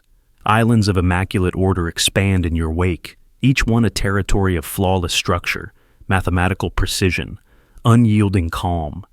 It is a beauty so sharp it wounds, a purity that kills. At first, the effects are subtle, almost beautiful. A gust of wind passes and leaves fall into intricate patterns, arranging themselves into fractals across the earth. Raindrops land in perfect symmetry, forming hexagonal lattices on glass. But soon, the living world begins to feel the cost.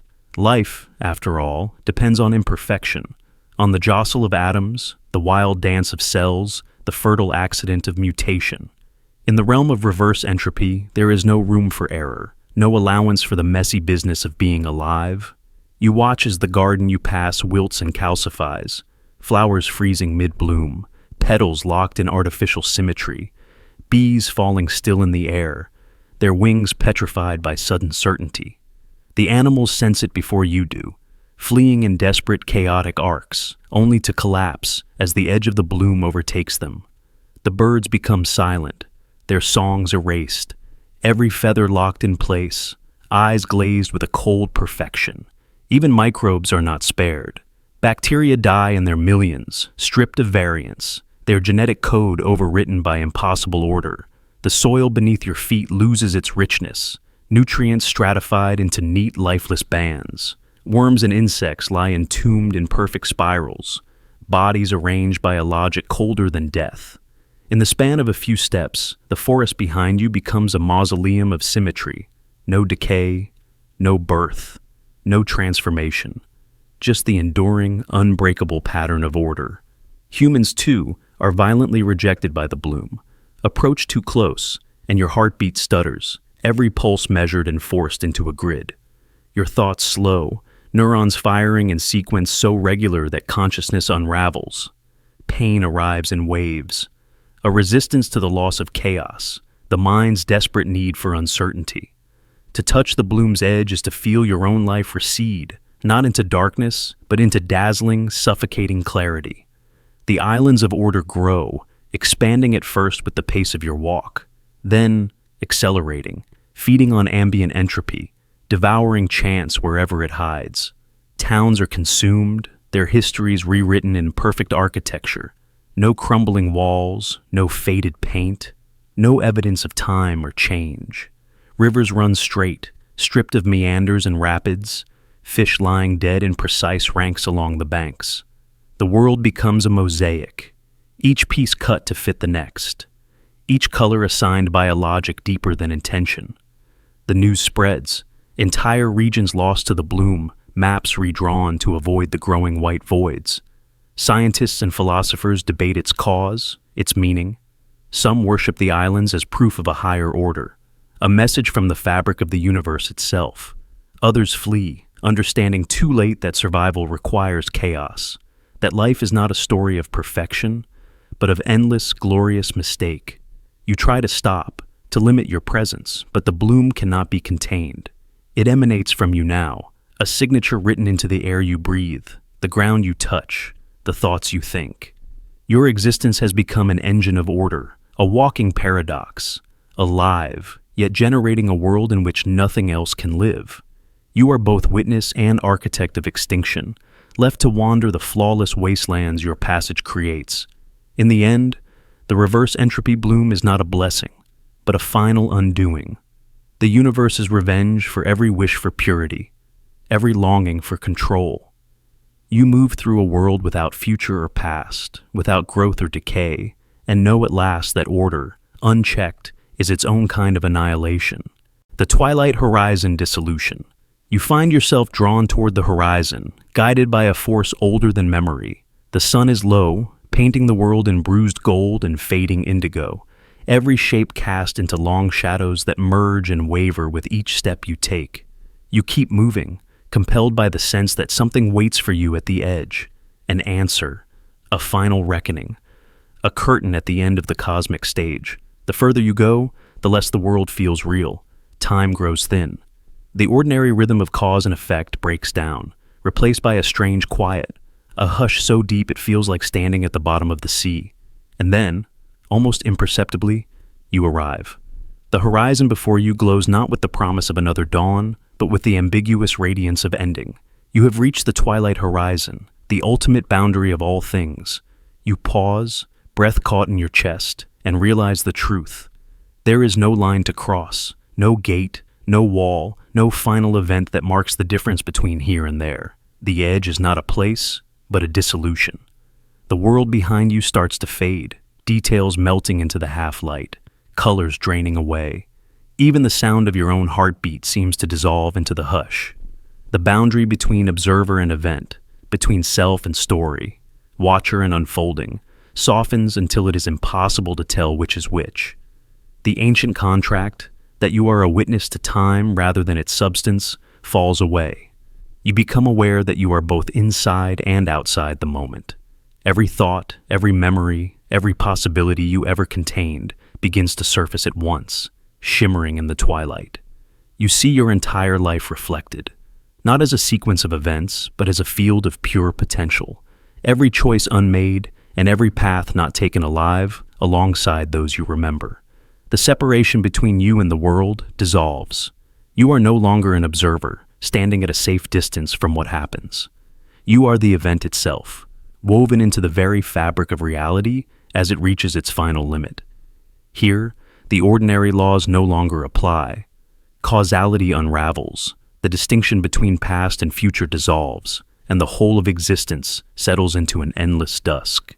You feel yourself stretch across time, connected to every moment, every possibility, every dream, and regret. You become aware of the countless other observers who have reached this horizon before you, their thoughts, their longing, their fear, and wonder all mingling in the fading light. The universe becomes a collective dream, a twilight of consciousness where every separation is an illusion, every division only a shadow that vanishes as the day ends. You realize that the dissolution is not destruction, but liberation. The end of time is not an obliteration of meaning, but an opening, a letting go of all limits and boundaries. With every breath, you feel yourself dissolve further into the twilight, until the very notion of self becomes porous, leaking into everything, blending with the silence and the stillness and the slow blooming of possibility. This is not the cold darkness of oblivion, but the warm, uncanny glow of pure potential, an infinity not of events, but of what could be, unformed, untouched by the passage of time. Standing at the twilight horizon, you see that all things are possible because nothing is yet real. Every story you have lived, every role you have played, every moment you have observed is now held in suspension. There is nothing left to witness because you are both witness and event, both creator and creation, both question and answer in the same breath. In this dissolving light, you understand that the ultimate boundary, the final difference between you and the world, between now and forever, was always an illusion. The universe does not end with a bang or a silence, but with a merging, a quiet erasure of difference that leaves only the shimmering glow of possibility. As the last colors fade and the world settles into perfect twilight, you surrender to the dissolution. You are no longer moving toward the horizon because you are the horizon. You are the field of potential, the echo of every moment. The breath of what comes after endings have lost their meaning. The final boundary dissolves, and all things, yourself included, melt into the infinite dusk, where everything is possible and nothing is ever truly lost.